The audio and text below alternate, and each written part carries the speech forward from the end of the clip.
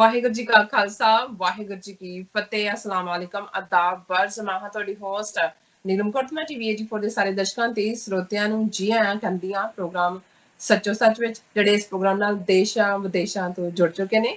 ਖਾਲਸਾ ਨੂੰ ਫਿਰ ਸੰਤ ਦੇ ਸੰਚਾਲਕ ਡਾਕਟਰ ਅਮਰਜੀਤ ਸਿੰਘ ਜੀ ਸਾਡੇ ਨਾਲ ਇਸ ਟਾਈਮ ਰੋਜ਼ਾਨਾ ਦੀ ਤਰ੍ਹਾਂ ਸਕਾਈਪ ਰਾਹੀਂ ਜੁੜ ਚੁੱਕੇ ਨੇ। ਆਓ ਉਹਨਾਂ ਨਾਲ ਗੱਲਬਾਤ ਕਰਕੇ ਆਪਣੇ ਪ੍ਰੋਗਰਾਮ ਦਾ ਆਗਾਜ਼ ਕਰਦੇ ਹਾਂ।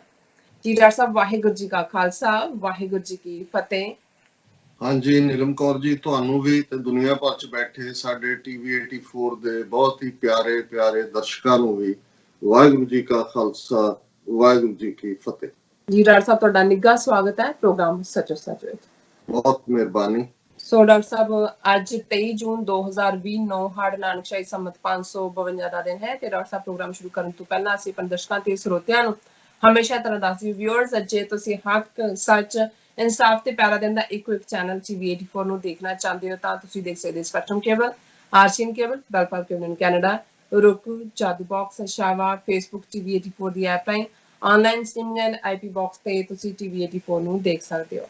ਵਿਊਅਰਸ ਜੇ ਤੁਸੀਂ ਟੀਵੀ 84 ਨਾਲ ਜਾਂ ਪ੍ਰੋਗਰਾਮ ਸੱਚੋ ਸੱਚ ਨਾਲ ਫੇਸਬੁੱਕ ਰਾਹੀਂ ਜੁੜੇ ਹੋ ਤਾਂ ਇਸ ਨੂੰ ਵੱਧ ਤੋਂ ਵੱਧ ਲਾਈਕ ਕਰੋ ਤੇ ਸ਼ੇਅਰ ਕਰੋ ਅਤੇ ਨਾਲ ਹੀ YouTube ਤੇ ਸਬਸਕ੍ਰਾਈਬ ਵੀ ਕਰੋ। ਇਹ ਵੀ ਦੱਸ ਦੇ ਕਿ ਤੁਸੀਂ ਟੀਵੀ 84 ਦੀ ਐਪ ਨੂੰ ਐਂਡਰੋਇਡ ਐਂਡ ਐਪ ਸਟੋਰ ਤੇ ਡਾਊਨਲੋਡ ਕਰਕੇ ਜੋ ਟੀਵੀ 84 ਦੀ ਲਾਈਵ ਸਟ੍ਰੀਮ ਹੈ ਉਸ ਨੂੰ ਤੁਸੀਂ 24 ਆਵਰਸ ਦੇਖ ਸਕਦੇ ਹੋ। ਵਿਊਅਰਸ ਹੁਣ ਅਸੀਂ ਆਪਣੇ ਪ੍ਰੋਗਰਾਮ ਦੀ ਸ਼ੁਰੂਆਤ ਕਰਨ ਜਾ ਰਹੇ ਹਾਂ। ਪ੍ਰੋਗਰਾਮ ਦੇ ਵਿੱਚ ਅੱਜ ਦੇ ਪ੍ਰੋਗਰਾਮ ਦੇ ਵਿੱਚ ਵਿਚਾਰੇ ਜਾਣ ਵਾਲੇ ਜੋ ਮੇਨ ਇਸ਼ੂ ਨੇ ਉਸ ਬਾਰੇ ਤੁਹਾਨੂੰ ਆਪਾਂ ਥੋੜੀ ਜਿਹੀ ਬਰੀਫਿੰਗ ਦੇ ਦਈਏ। ਸੋ ਪਹਿਲੇ ਸੈਗਮੈਂਟ ਦੇ ਵਿੱਚ ਆਪਾਂ ਗੱਲਬਾਤ ਕਰਾਂਗੇ ਕਿ ਕਿਸ ਤਰ੍ਹਾਂ ਭਾਰਤ ਚੀਨ ਤੋਂ ਕੁੱਟ ਖਾਣ ਤੋਂ ਬਾਅਦ ਉਸਦਾ ਹੁਣ ਜਿਹੜਾ ਰੁਖ ਹੈ ਉਹ ਪਾਕਿਸਤਾਨ ਵੱਲ ਹੋ ਗਿਆ ਹੈ। ਜਿਸ ਤਰ੍ਹਾਂ ਕਿ ਚੀਨ ਤੇ ਭਾਰਤ ਟਕਰਾਅ ਦੇ ਚਲਦਿਆਂ ਚੀਨ ਨੇ ਭਾਰਤ ਨੂੰ ਬਿਲਕੁਲ ਮੁੱਦੇ ਮੂੰਹ ਸੁੱਟ ਦਿੱਤਾ ਹੈ ਅਤੇ ਕਿਸੇ ਕਿਸਮ ਦਾ ਕੋਈ ਵੀ ਕੰਸੈਸ਼ਨ ਦੇਣ ਤੋਂ ਇਨਕਾਰ ਕਰ ਦਿੱਤਾ ਹੈ।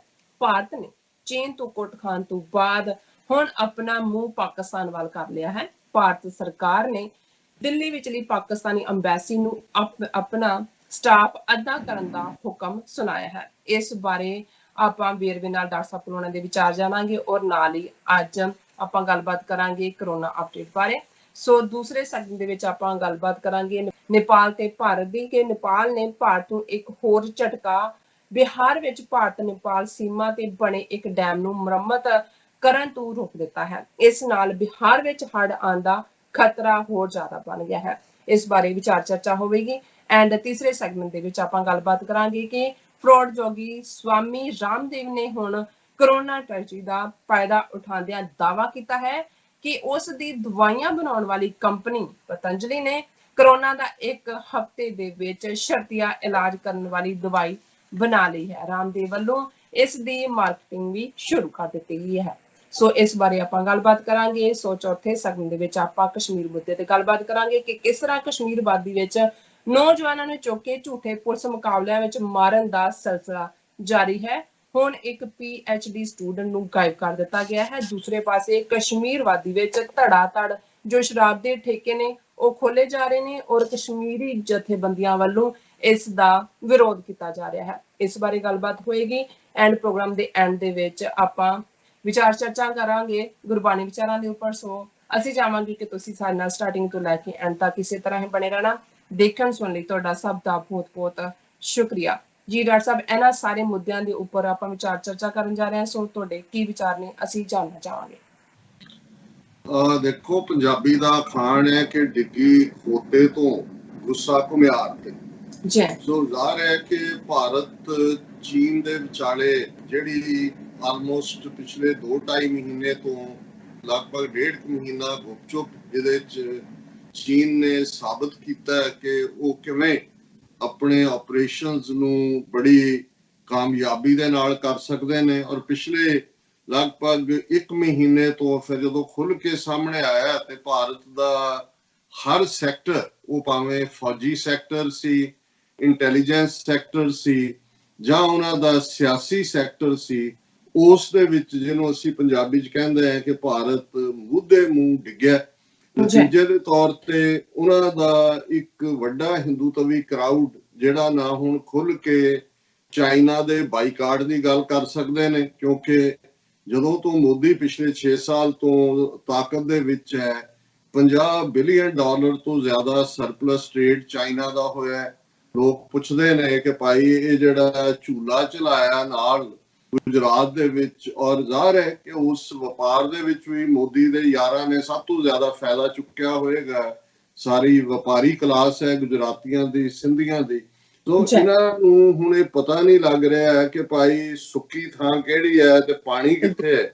ਲੇਕਿਨ ਲੋਕਾਂ ਦੀ ਕੰਜ਼ੰਪਸ਼ਨ ਦੇ ਲਈ, ਔਰ ਜ਼ਾਹਰ ਹੈ ਕਿ ਜਿੱਥੇ ਜਮਹੂਰੀਅਤ ਦੇ ਨਾਂ ਥੱਲੇ ਸਿਰਫ ਤੇ ਸਿਰਫ ਵੋਟਾਂ ਖਰੀਦਣ ਦਾ ਕੰਮ ਜਾਂ ਵੋਟਾਂ ਲੈਣ ਦੇ ਲਈ ਜਿਸ ਕਿਸਮ ਦੀਆਂ ਘਟੀਆ ਕਾਰਵਾਈਆਂ ਕੀਤੀਆਂ ਜਾਂਦੀਆਂ, ਉਹੀ ਆਧਾਰ ਰਿਹਾ ਹੋਇਆ। ਔਰ ਹਿੰਦੂਤਵਾਦ ਦਾ ਤਾਂ ਏਜੰਡਾ ਹੀ ਨਫ਼ਰਤ ਤੇ ਬੇਸਡ ਹੈ। ਸੋ ਉਹਨਾਂ ਦੇ ਲਈ ਐਂਟਾਈ ਮੁਸਲਿਮ ਲਾਈਨ ਜਿਹੜੀ ਹੈ ਉਹ ਤਾਂ ਹਮੇਸ਼ਾ ਹੀ, ਜਿਹਨੂੰ ਤੁਸੀਂ ਕਹਿੰਦੇ ਹੋ ਕਿ ਉਹ ਤਾਂ ਇਹਨਾਂ ਦੀ ਡਾਈਟ ਦੀ ਮੈਗੀ ਹੈ, ਜਦੋਂ ਮਰਜ਼ੀ ਉਹਨੂੰ ਉਬਾਲ ਲੈਣ, ਲੋਕ ਉਹਨਾਂ ਨੇ ਉਹਦੇ ਲਈ ਤਿਆਰ ਕੀਤੇ ਹੋਏ ਨੇ।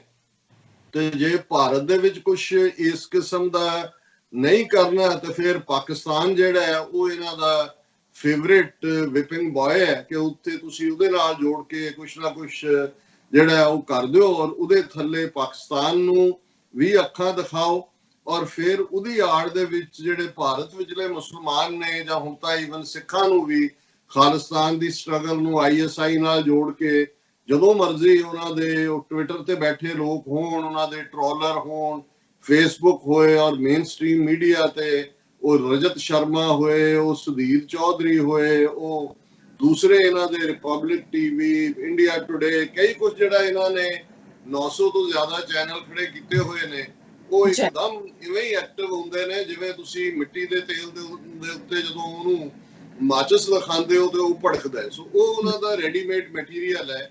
ਔਰ ਜ਼ਾਹਰ ਹੈ ਕਿ ਚੀਨ ਦੇ ਮਾਮਲੇ 'ਚ ਜਿਹੜੀ ਇਹਨਾਂ ਨੂੰ ਕੁੱਟ ਪਈ ਔਨ ਦਾ ਗਰਾਊਂਡ, ਔਰ ਜਿਹੜੀ ਫੇਲਿਅਰ ਓਵਰਆਲ ਹੈ। ਅੱਜ ਇੱਕ ਵਰਚੁਅਲ ਕਾਨਫਰੰਸ ਜਿਹੜੀ ਇਹਨਾਂ ਨੇ ਅਮਰੀਕਾ ਦਾ ਮੁਕਾਬਲਾ ਕਰਨ ਦੇ ਲਈ ਰਿਕ ਨਾਂ ਥੱਲੇ, ਜਿਹਦੇ 'ਚ ਰਸ਼ੀਆ, ਇੰਡੀਆ, ਚਾਈਨਾ, ਉਹ ਇੱਕ ਫਰੰਟ ਬਣਾਇਆ ਸੀ ਤਾਂ ਕਿ ਏਸ਼ੀਆ ਦੇ ਵਿੱਚ ਜਾਂ ਉਸ ਖਿੱਤੇ ਦੇ ਵਿੱਚ ਜਿਹੜੀ ਅਮਰੀਕਾ ਨੂੰ ਜਿਹੜਾ ਥੋੜਾ ਬਹੁਤ ਡੱਕਿਆ ਜਾ ਸਕੇ।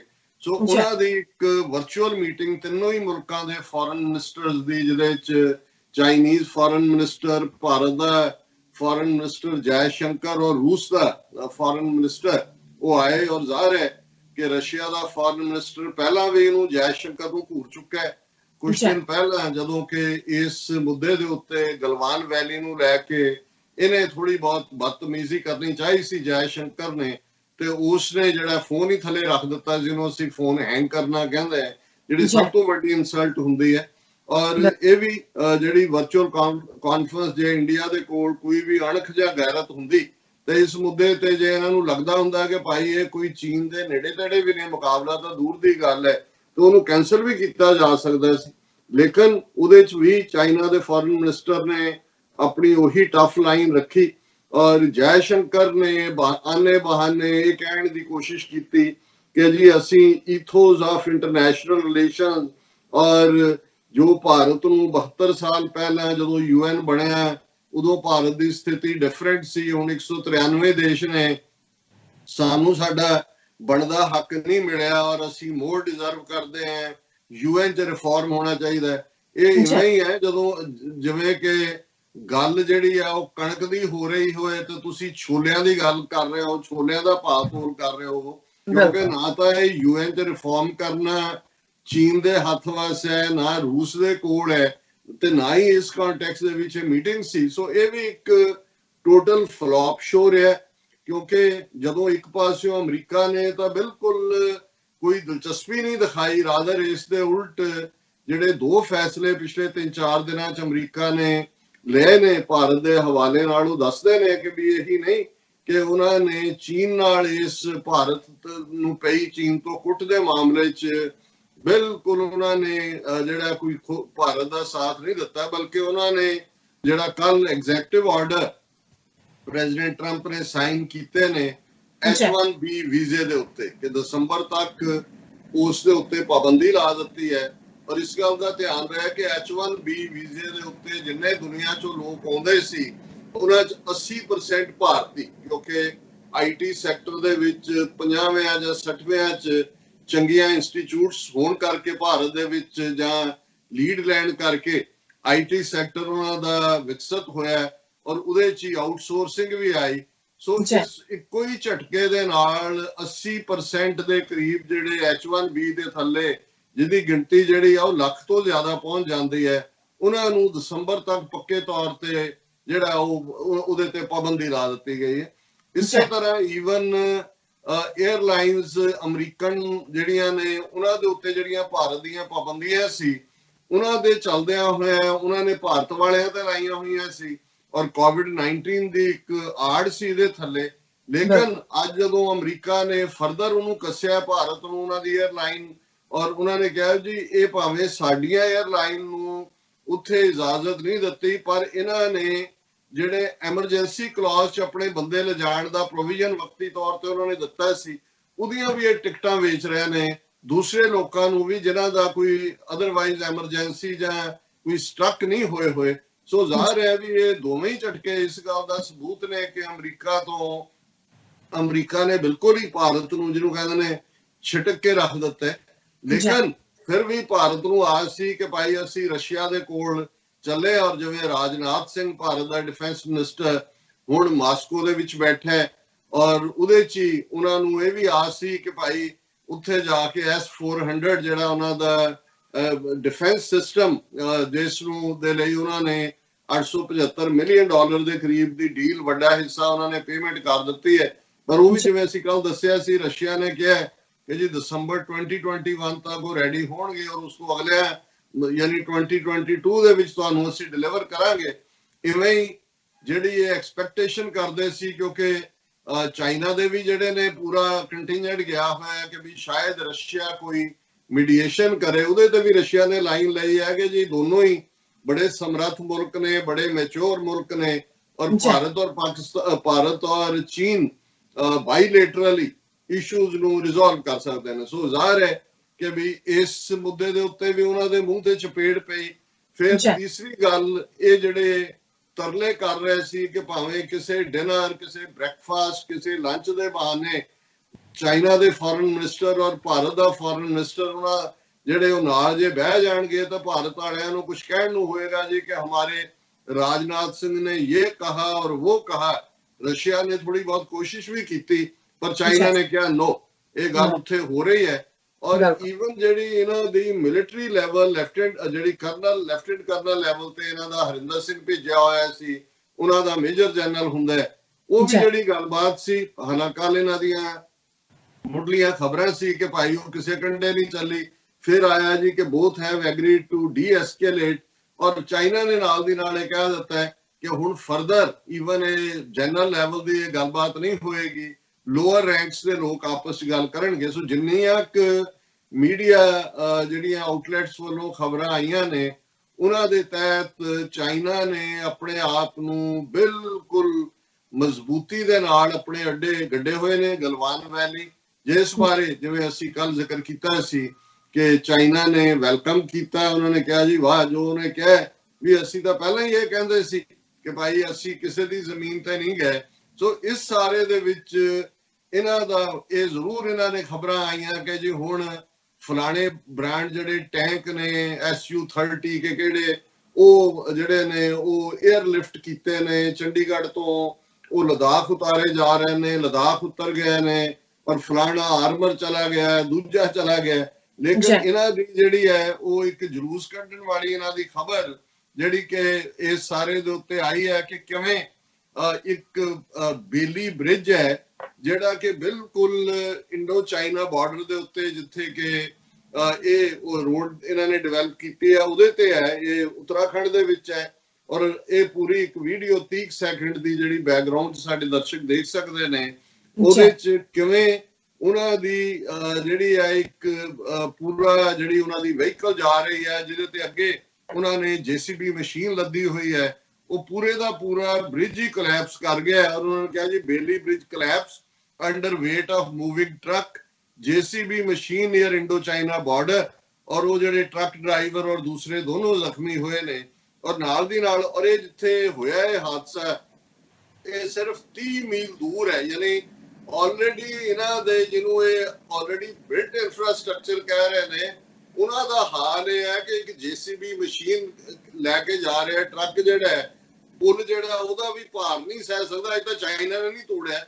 ਇਹਨਾਂ ਨੂੰ ਇਹ ਨਹੀਂ ਪਤਾ ਕਿ ਵੀ ਚਾਈਨਾ ਨੇ ਇਹਨੇ ਜਿਫੀ ਜਿਹੜਾ ਇਹਨਾਂ ਦੇ ਸਾਰੇ ਹੀ ਪੁੱਲ ਪਾਲ ਦੂਜੇ ਤੀਜੇ ਜਿਹੜੇ ਨੇ ਉੱਤੋਂ ਬੈਠੇ ਜਿਵੇਂ ਵੱਟਾ ਮਾਰੀਦਾ ਐਵੇਂ ਉਹਨਾਂ ਨੇ ਮਾਰ ਕੇ ਉਡਾ ਦੇਣੇ ਨੇ। ਔਰ ਇਸ ਸਾਰੇ ਦੇ ਵਿੱਚ ਇਹ ਜਿਹੜਾ 30 ਮੀਲ ਦੀ ਦੂਰੀ ਦੇ ਉੱਤੇ ਇਹ ਕਲੈਪਸ ਹੋਇਆ। ਔਰ ਇਹਨਾਂ ਨੇ ਕਿਹਾ ਜੀ ਕਿ ਹੁਣ ਇਹ ਅਸੀਂ ਬਿਲਕੁਲ ਇੱਧਰ ਨੇ ਔਰ ਇਹ ਲਗਭਗ 15 ਦਿਨ ਲੱਗਣਗੇ ਇੱਕ ਹੋਰ ਇਹਦੀ ਥਾਂ ਤੇ ਜਿਹੜਾ ਇਸ ਪੁਲ ਨੂੰ ਬਣਾਉਂਦੇ ਆ।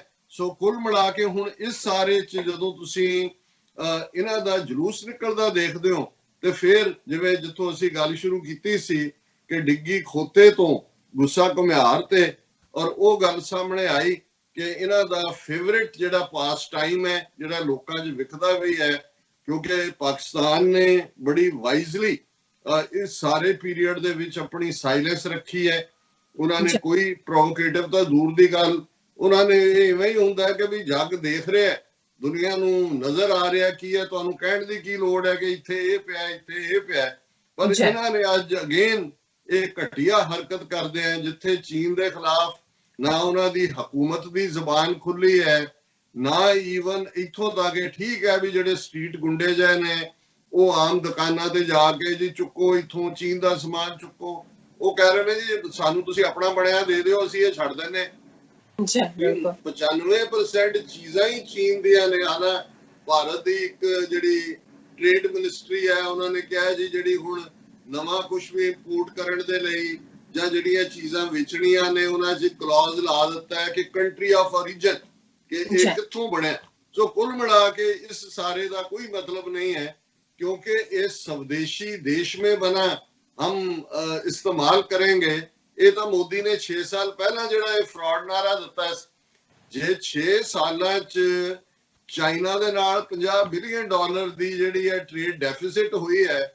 ਜ਼ਾਹਰ ਹੈ ਮੋਦੀ ਦਾ ਚਸ਼ਮਾ ਦੇਖ ਲਓ, ਮੋਦੀ ਦਾ ਸੂਟ ਦੇਖ ਲਓ, ਉਹਦਾ ਪੈਨ ਦੇਖ ਲਓ, ਉਹਦੀਆਂ ਜੁੱਤੀਆਂ ਦੇਖ ਲਓ, ਇਸ ਸਾਰੇ ਚੋਂ ਸਵਾਏ ਬਦਬੂਦਾਰ ਮੋਦੀ ਦੇ ਜਿਹੜਾ ਹਿੰਦੂਤਵੀ ਬ੍ਰਾਂਡ ਹੈ ਜਿਹੜਾ ਜ਼ਾਹਰ ਹੈ ਕਿ ਉਸ ਹਿੰਦੂਤਵੀ ਮਸ਼ੀਨ 'ਚ ਹੀ ਬਣਿਆ, ਬਾਕੀ ਦਾ ਸਭ ਕੁਝ ਬਾਹਰ ਲੈ। ਚਲੋ ਗਾਂਧੀ ਵਰਗਾ ਫਰਾਡ ਉਹਨੇ ਤਾਂ ਇੱਕ ਦੇਸੀ ਜਿਹੀ ਧੋਤੀ ਲਪੇਟੀ ਸੀ, ਉਹ ਤਾਂ ਕਹਿ ਸਕਦਾ ਸੀ ਤਾਂ ਲੱਕੜ ਦੀਆਂ ਖੜਾਵਾਂ ਪਾਈਆਂ ਜਾਂ ਖੜਾਵਾਂ ਇੰਡੀਆ ਬਣਾਉਂਦਾ ਸੀ ਜਾਂ ਉਹ ਧੋਤੀ ਸੀ, ਉਹ ਤਾਂ ਕਹਿ ਸਕਦਾ ਸੀ ਕਿ ਮੈਂ ਸਵਦੇਸ਼ੀ ਹੈ। ਤਾਂ ਉਹਦਾ ਵੀ ਡਰਾਮਾ ਜਿਹੜਾ ਹੈ ਉਹ ਚਰਖਾ ਚਲਾਉਣ ਦਾ ਕਿ ਭਾਈ ਚਰਖੇ ਦੇ ਨਾਲ ਆਜ਼ਾਦੀ ਆਏਗੀ, ਲੇਕਿਨ ਉਹਦਾ ਉਹ ਸਾਰਾ ਫਰਾਡ ਤਾਂ ਈਵਨ ਨਹਿਰੂ ਦੇ ਜ਼ਮਾਨੇ ਤੋਂ ਹੀ, ਜਦੋਂ ਨਹਿਰੂ ਬਾਰੇ ਸੀ ਜੀ ਕਿ ਉਹਦੇ ਜਿਹੜੇ ਕੱਪੜੇ ਨੇ ਉਹ ਪੈਰਿਸ ਤੋਂ ਸਟਿਚ ਹੋ ਕੇ ਆਉਂਦੇ ਨੇ, ਪ੍ਰੈਸ ਪਤਾ ਨਹੀਂ ਕਿੱਥੇ ਹੁੰਦੇ ਨੇ। ਸੋ ਜ਼ਾਹਰ ਹੈ ਕਿ ਵੀ ਇਹਨਾਂ ਸਾਰਿਆਂ ਦਾ ਹੁਣ ਤਾਂ ਜਿਹੜਾ ਨਾ ਕਿਸੇ ਪਾਰਟੀ ਦਾ ਕੋਈ ਕਲਚਰ ਹੈ, ਇਹਨਾਂ ਦੀ ਵੀ RSS ਦੇ ਸੰਗੀਆਂ ਨੇ ਆਪਣੀਆਂ ਨਿਕਰਾਂ ਛੱਡ ਕੇ ਪੈਂਟਾਂ ਸ਼ੁਰੂ ਕਰ ਦਿੱਤੀਆਂ ਨੇ।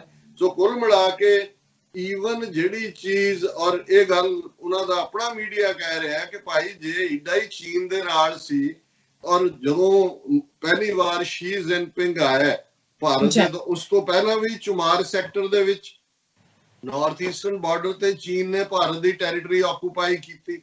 ਫਿਰ 2017 ਦੇ ਵਿੱਚ ਡੋਕਲਾਮ ਕ੍ਰਾਈਸਿਸ ਜਿਹੜਾ ਲਗਭਗ 2.5 ਮਹੀਨੇ ਤੋਂ ਜ਼ਿਆਦਾ ਚੱਲਿਆ, ਜਿੱਥੇ ਕਿ ਆਈਬਾਲ ਟੂ ਆਈਬਾਲ ਸੀ ਜਿਹੜੀ ਇਹਨਾਂ ਦੀਆਂ ਦੋਨੋਂ ਫੌਜਾਂ।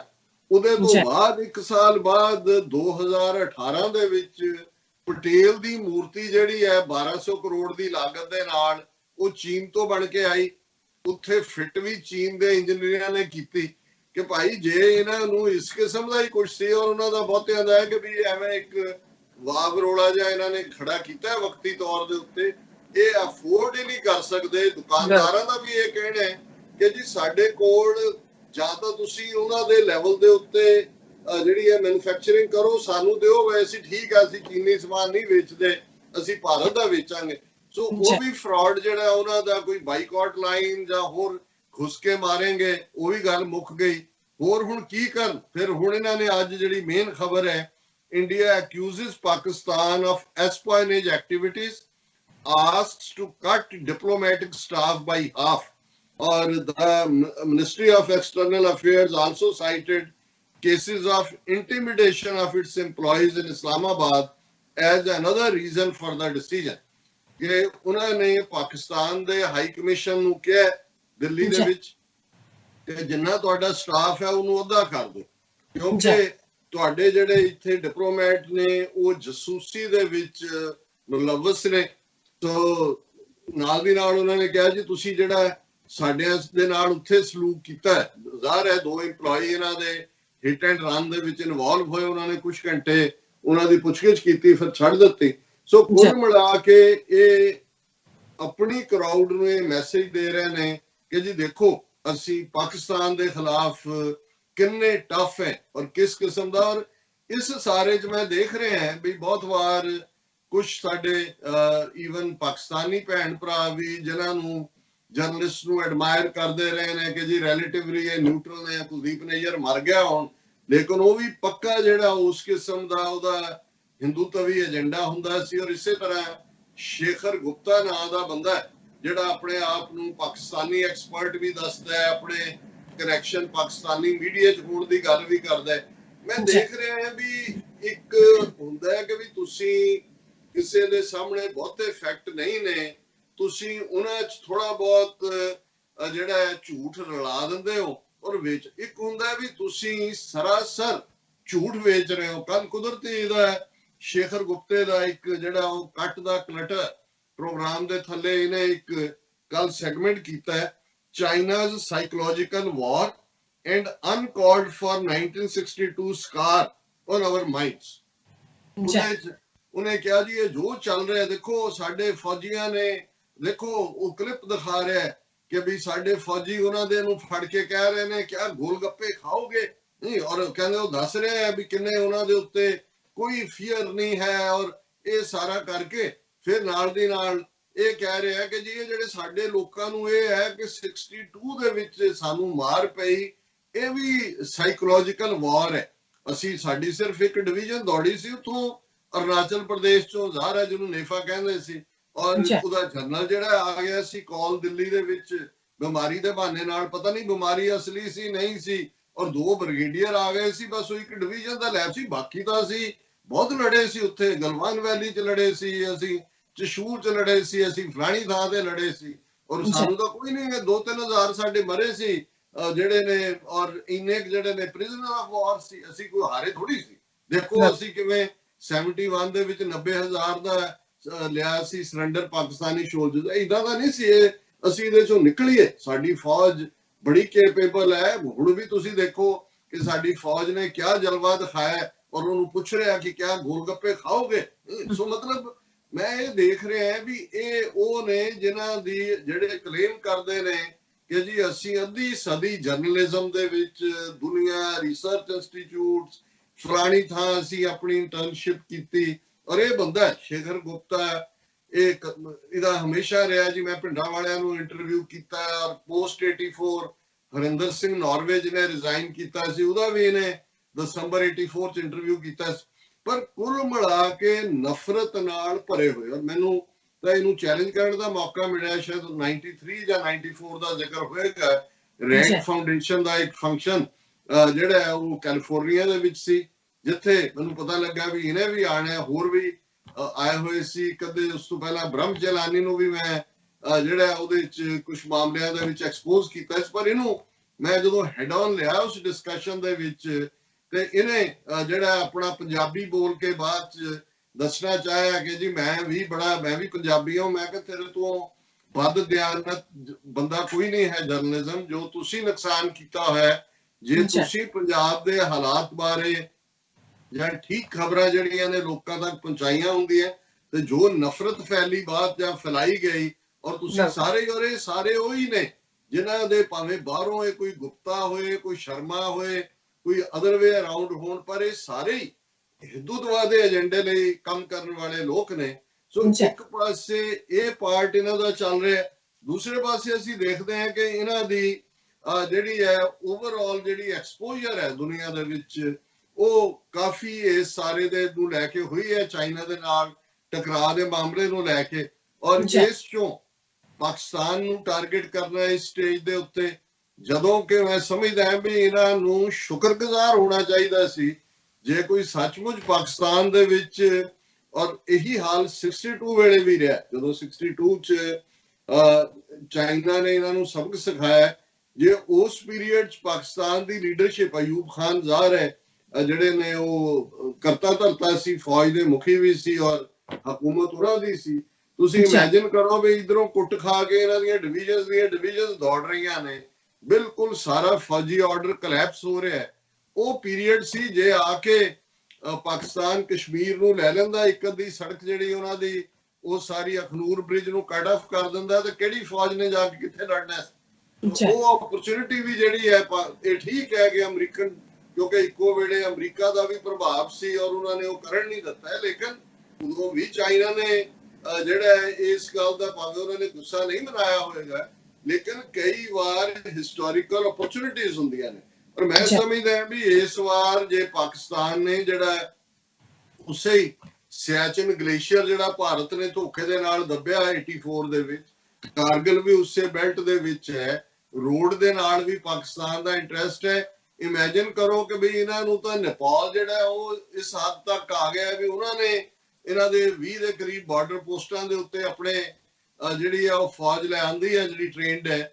ਤੇ ਇਹ ਜੇ ਪਾਕਿਸਤਾਨ ਇਹਨਾਂ ਨੂੰ ਸਗੋਂ ਇਹ ਚਾਹੀਦਾ ਸੀ ਕਿ ਕਹਿੰਦੇ ਥੈਂਕ ਯੂ ਪਾਕਿਸਤਾਨ, ਤੁਸੀਂ ਇਸ ਸਾਰੇ ਦੇ ਵਿੱਚ ਕੋਈ ਵੋਕਲ ਰੋਲ ਨਹੀਂ ਇਹਦਾ, ਪਰ ਇਹ ਲੈ ਦੇ ਕੇ ਉਹੀ ਘਟਿਆ ਇਹਨਾਂ ਦੀ ਬਣੀਆਂ ਬ੍ਰਾਹਮਣ ਫਿਤਰਤ ਹੈ ਔਰ ਇਹਨਾਂ ਦੀ ਜਿਹੜੀ ਥੈਂਕਫੁਲਨੈਸ ਦਾ ਹੋਣਾ ਹੈ, ਸ਼ੁਕਰਗੁਜ਼ਾਰੀ ਤਾਂ ਦੂਰ ਦੀ ਗੱਲ ਹੈ, ਅਕਿਰਤ ਕਣ ਨੇ, ਨਾ ਸ਼ੁਕਰੇ ਨੇ ਔਰ ਇਹਨਾਂ ਦੇ ਜ਼ੁਲਮ ਦੀ ਚੱਕੀ ਜਿਹੜੀ ਹੈ ਉਹ ਘੱਟ ਗਿਣਤੀਆਂ ਦੇ ਉੱਤੇ ਬਰਾਬਰ ਭਾਰਤ ਦੇ ਵਿੱਚ ਚੱਲ ਰਹੀ ਹੈ। ਅਸੀਂ ਦੇਖ ਰਹੇ ਹਾਂ ਅੱਡ ਅੱਡ, ਔਰ ਜਿਸ ਬੀਬੀ ਦਾ ਅਸੀਂ ਜ਼ਿਕਰ ਕੀਤਾ ਸੀ ਦਿੱਲੀ ਯੂਨੀਵਰਸਿਟੀ ਦੀ PhD ਸਟੂਡੈਂਟ, ਜਿਸ ਨੂੰ ਇਹਨਾਂ ਨੇ ਲਗਭਗ 20 ਕੇਸ ਉਹਦੇ ਤੇ ਬਣਾਏ ਔਰ ਉਹ ਵੀ ਉਹਦੇ ਵਿੱਚ ਦੇਸ਼ ਧਰੋਹ ਦੇ ਨਾਲ ਜੋ ਟੈਰਰਿਜ਼ਮ ਦੇ ਨਾਲ ਜੋੜ ਕੇ ਵੀ ਸਫੂਰਾ ਜ਼ਰਗਰ ਜਿਹੜੀ ਪ੍ਰੈਗਨੈਂਟ ਸੀ, ਹੁਣ ਵੀ 6 ਮਹੀਨੇ ਦੇ ਲਗਭਗ ਉਹਦੀ ਪ੍ਰੈਗਨੈਂਸੀ, ਔਰ ਉਹਨਾਂ ਦੇ ਵਕੀਲ ਰਿਪੀਟਡਲੀ ਕਹਿ ਰਹੇ ਸੀ ਕਿ ਭਾਈ ਕੋਈ ਨਾ ਕੋਈ ਕਰੋ, ਔਰ ਲੋਅਰ ਕੋਰਟਸ ਨੇ ਇਹ ਕਹਿ ਕਿ ਜੀ ਜੇ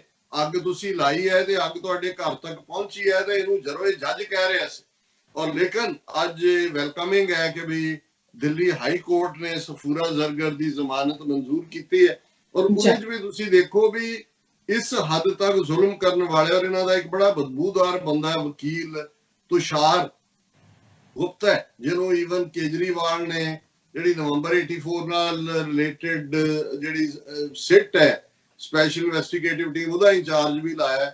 ਉਹ ਕਹਿ ਰਿਹਾ ਕੋਰਟ ਨੂੰ, ਕਹਿੰਦਾ ਜੀ ਠੀਕ ਹੈ ਅਸੀਂ ਹਿਊਮੈਨਿਟੀ, ਵੈਸੇ ਪਹਿਲਾਂ ਉਹਨਾਂ ਦਾ ਆਰਗੂਮੈਂਟ ਇਹ ਸੀ ਕਿ ਕੋਈ ਗੱਲ ਨਹੀਂ ਜੇਲ੍ਹ, ਹਾਲਾ ਉਹਨਾਂ ਦਾ ਵਕੀਲ ਇਹ ਪਲੀ ਲੈ ਰਿਹਾ ਸੀ ਸਫੂਰਾ ਜ਼ਰਗਰ ਦਾ ਕਿ ਭਾਈ ਤਿਹਾੜ ਜੇਲ੍ਹ ਚ ਹੈ, ਉਹ ਤਿਹਾੜ ਚ ਆਲਰੇਡੀ COVID-19 ਦੇ ਕੇਸਿਸ ਨੇ ਔਰ ਉਹਨਾਂ ਨੇ ਕਿਹਾ ਜੀ ਨਾ ਦੇਖੋ 30 ਬੱਚੇ ਜੰਮੇ ਨੇ ਆਲਰੇਡੀ ਇਸ ਸਾਰੇ ਪੀਰੀਅਡ 'ਚ ਵੀ ਜੇਲ੍ਹਾਂ ਦੇ ਵਿੱਚ ਕੋਈ ਨਹੀਂ ਹੈ। ਪਰ ਹੁਣ ਤੁਸ਼ਾਰ ਮਹਿਤਾ ਕਹਿ ਰਿਹਾ ਕੋਈ ਨਹੀਂ ਜੀ ਅਸੀਂ ਹਿਊਮੈਨਿਟੇਰੀਅਨ ਗਰਾਊਂਡ ਦੇ ਉੱਤੇ ਇਸ ਬੇਲ ਦਾ ਜ਼ਮਾਨਤ ਦਾ ਵਿਰੋਧ ਨਹੀਂ ਕਰਦੇ, ਪਰ ਇਹ ਪ੍ਰੈਸੀਡੈਂਟ ਨਹੀਂ ਬਣਨਾ ਚਾਹੀਦਾ। ਕੱਲ ਨੂੰ ਕੋਈ ਹੋਰ ਕੇਸ ਇਹਦੇ ਤੇ ਆ ਕੇ ਕਹੇ ਕਿ ਜੀ ਦੇਖੋ ਸਫੂਰਾ ਜ਼ਰਗਰ ਨੂੰ ਜਿਹੜੀ ਹੈ ਜ਼ਮਾਨਤ ਦਿੱਤੀ ਸੀ ਹਿਊਮੈਨਿਟੇਰੀਅਨ ਤੇ, ਇਹ ਸਾਨੂੰ ਮਨਜ਼ੂਰ ਨਹੀਂ ਹੋਏਗਾ। ਸੋ ਇੱਕ ਪਾਸਾ ਔਰ ਇਕੱਲਾ ਸਫੂਰਾ ਜ਼ਰਗਰ ਨੇ ਇਸ ਬਹਾਨੇ ਨਾਲ ਉਹਨਾਂ ਨੇ ਆਪਣਾ ਇੱਕ ਇਨਫੋਰਮੈਂਟ ਇੱਕ ਮੁਖਬਰ ਵਿੱਚ ਵਾੜ ਕੇ ਜਿੰਨੇ 6-7 ਐਕਟਿਵਿਸਟ, ਜਿਨ੍ਹਾਂ ਦੇ ਵਿੱਚ 3 ਜਾਂ 4 ਬੀਬੀਆਂ ਨੇ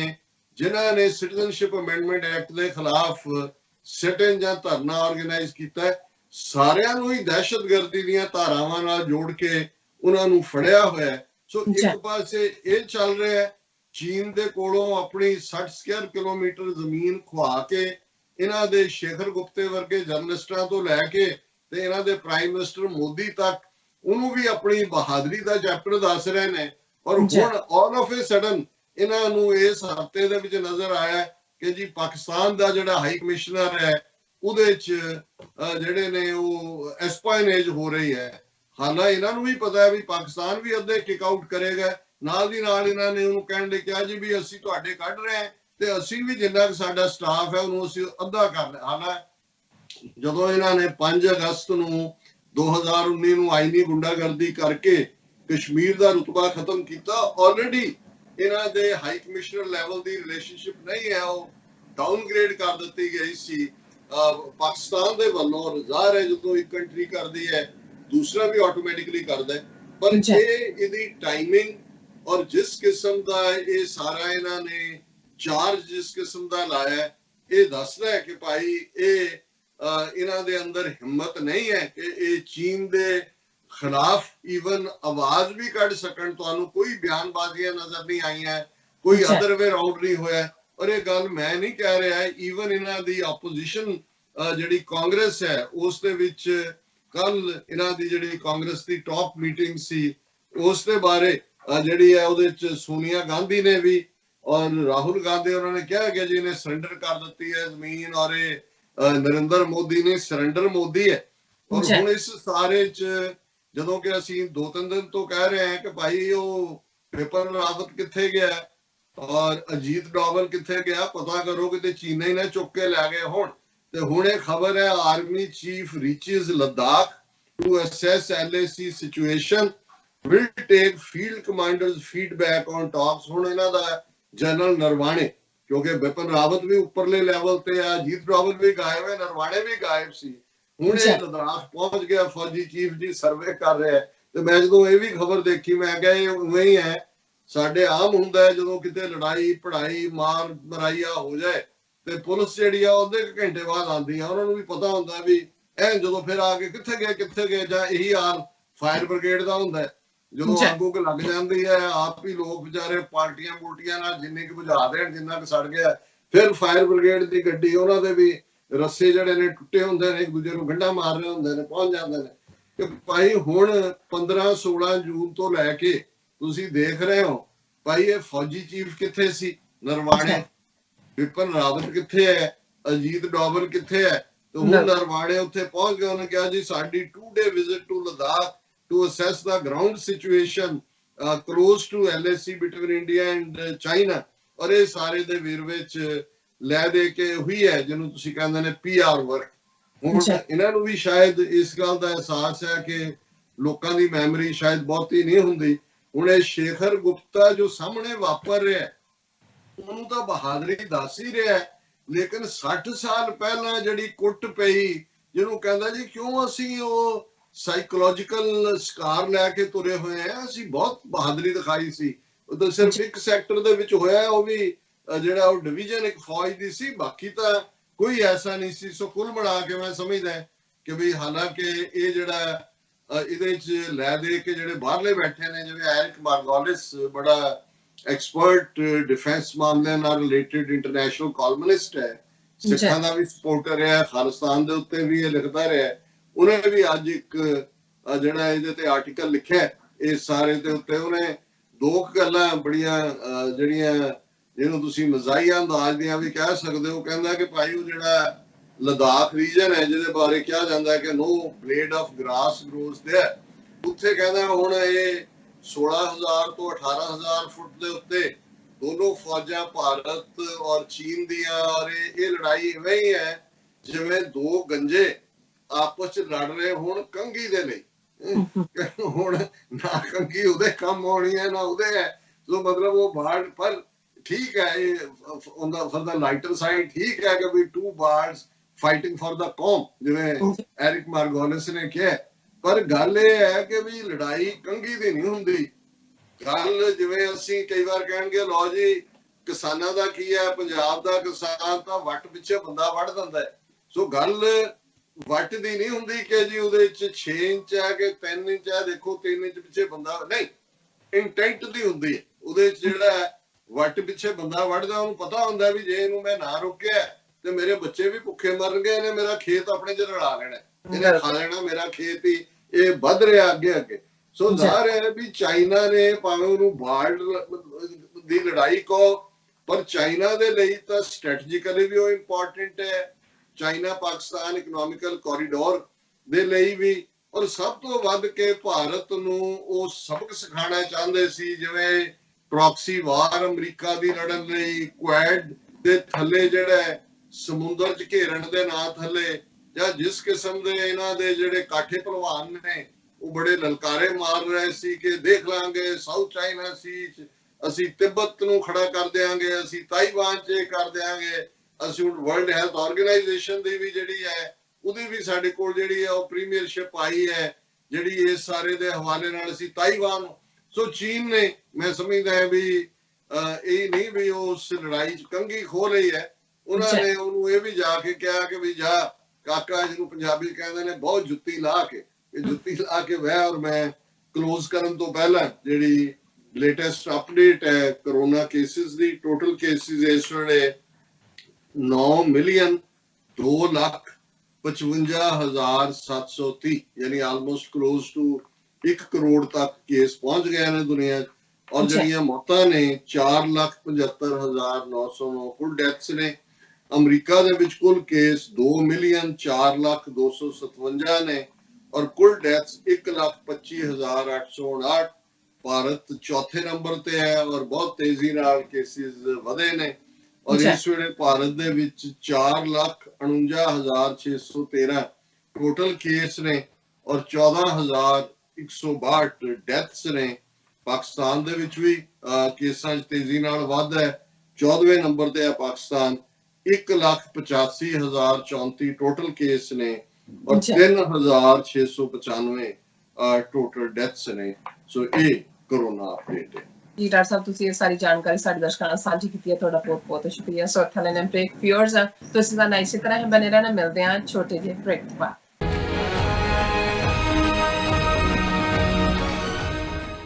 2020 ਦੀ ਜਨਗਣਨਾ ਯੂਨਾਈਟਿਡ ਸਟੇਟ ਵਿੱਚ ਰਹਿੰਦੇ ਹਰ ਇੱਕ ਵਿਅਕਤੀ ਦੀ ਇੱਕ ਗਿਣਤੀ ਹੈ। 2020 ਜਨਗਣਨਾ ਬਹੁਤ ਮਹੱਤਵਪੂਰਨ ਹੈ ਅਤੇ ਗਾਈਡ ਕਰੋ ਕਿ ਕਿਵੇਂ ਪ੍ਰਤੀ ਸਾਲ $675 ਬਿਲੀਅਨ ਤੋਂ ਵੱਧ ਸੰਘੀ ਫੰਡਿੰਗ ਸਮੁਦਾਇਆਂ ਵਿੱਚ ਖਰਚ ਕੀਤੀ ਜਾਂਦੀ ਹੈ।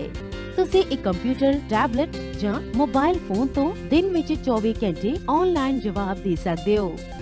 ਤੁਹਾਡੀ ਜਾਣਕਾਰੀ ਗੁਪਤ ਹੈ। ਆਪਣੇ ਆਪ ਨੂੰ ਸਿੱਖਾਂ ਵਜੋਂ ਕਾਊਂਟ ਕਰਨ ਵਾਸਤੇ ਆਪਾਂ ਸੈਕਸ਼ਨ 9 ਦੇ ਵਿੱਚ ਜਦ ਜਾਵਾਂਗੇ, ਉੱਥੇ ਸਮ ਅਦਰ ਰੇਸ ਦੇ ਵਿੱਚ ਆਪਾਂ ਸਹੀ ਦਾ ਨਿਸ਼ਾਨ ਲਗਾਵਾਂਗੇ ਤੇ ਉਸ ਦੇ ਵਿੱਚ ਸਿੱਖ ਲਿਖਾਂਗੇ ਜਾਂ ਟਾਈਪ ਕਰਾਂਗੇ।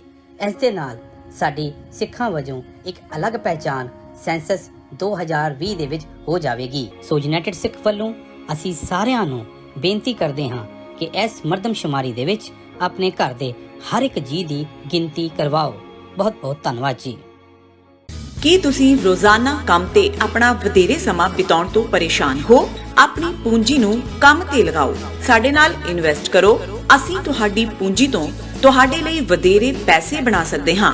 ਅਸੀਂ ਪ੍ਰਾਈਵੇਟ ਇਕੁਇਟੀ ਇਨਵੈਸਟਮੈਂਟ ਫਰਮ ਹਾਂ ਤੇ ਕਮਰਸ਼ੀਅਲ ਰੀਅਲ ਏਸਟੇਟ ਵਿੱਚ ਮਾਹਿਰ ਹਾਂ। Property management, leasing, asset management, commercial real estate investment ਵਿੱਚ ਸਾਰੀਆਂ ਸੇਵਾਵਾਂ ਲਈ ਅਮਰੀਕਾ ਭਰ ਵਿੱਚੋਂ ਤੁਸੀਂ ਸਾਡੇ ਤੱਕ ਪਹੁੰਚ ਕਰ ਸਕਦੇ ਹੋ। ਆਜ਼ਾਦ ਕਮਰਸ਼ੀਅਲ ਰੀਅਲਟੀ ਸਰਵਿਸਿਜ਼ ਤੇ Azad family trust, 701 North Post Oak Road, Suite number 204, Houston, Texas. ਤੁਸੀਂ ਸਾਨੂੰ ਸਾਡੇ ਫੋਨ ਨੰਬਰ 7136861277 ਤੇ ਵੀ ਸੰਪਰਕ ਕਰ ਸਕਦੇ ਹੋ। ਆਜ਼ਾਦ ਕਮਰਸ਼ੀਅਲ ਰੀਅਲਟੀ ਸਰਵਿਸਿਜ਼।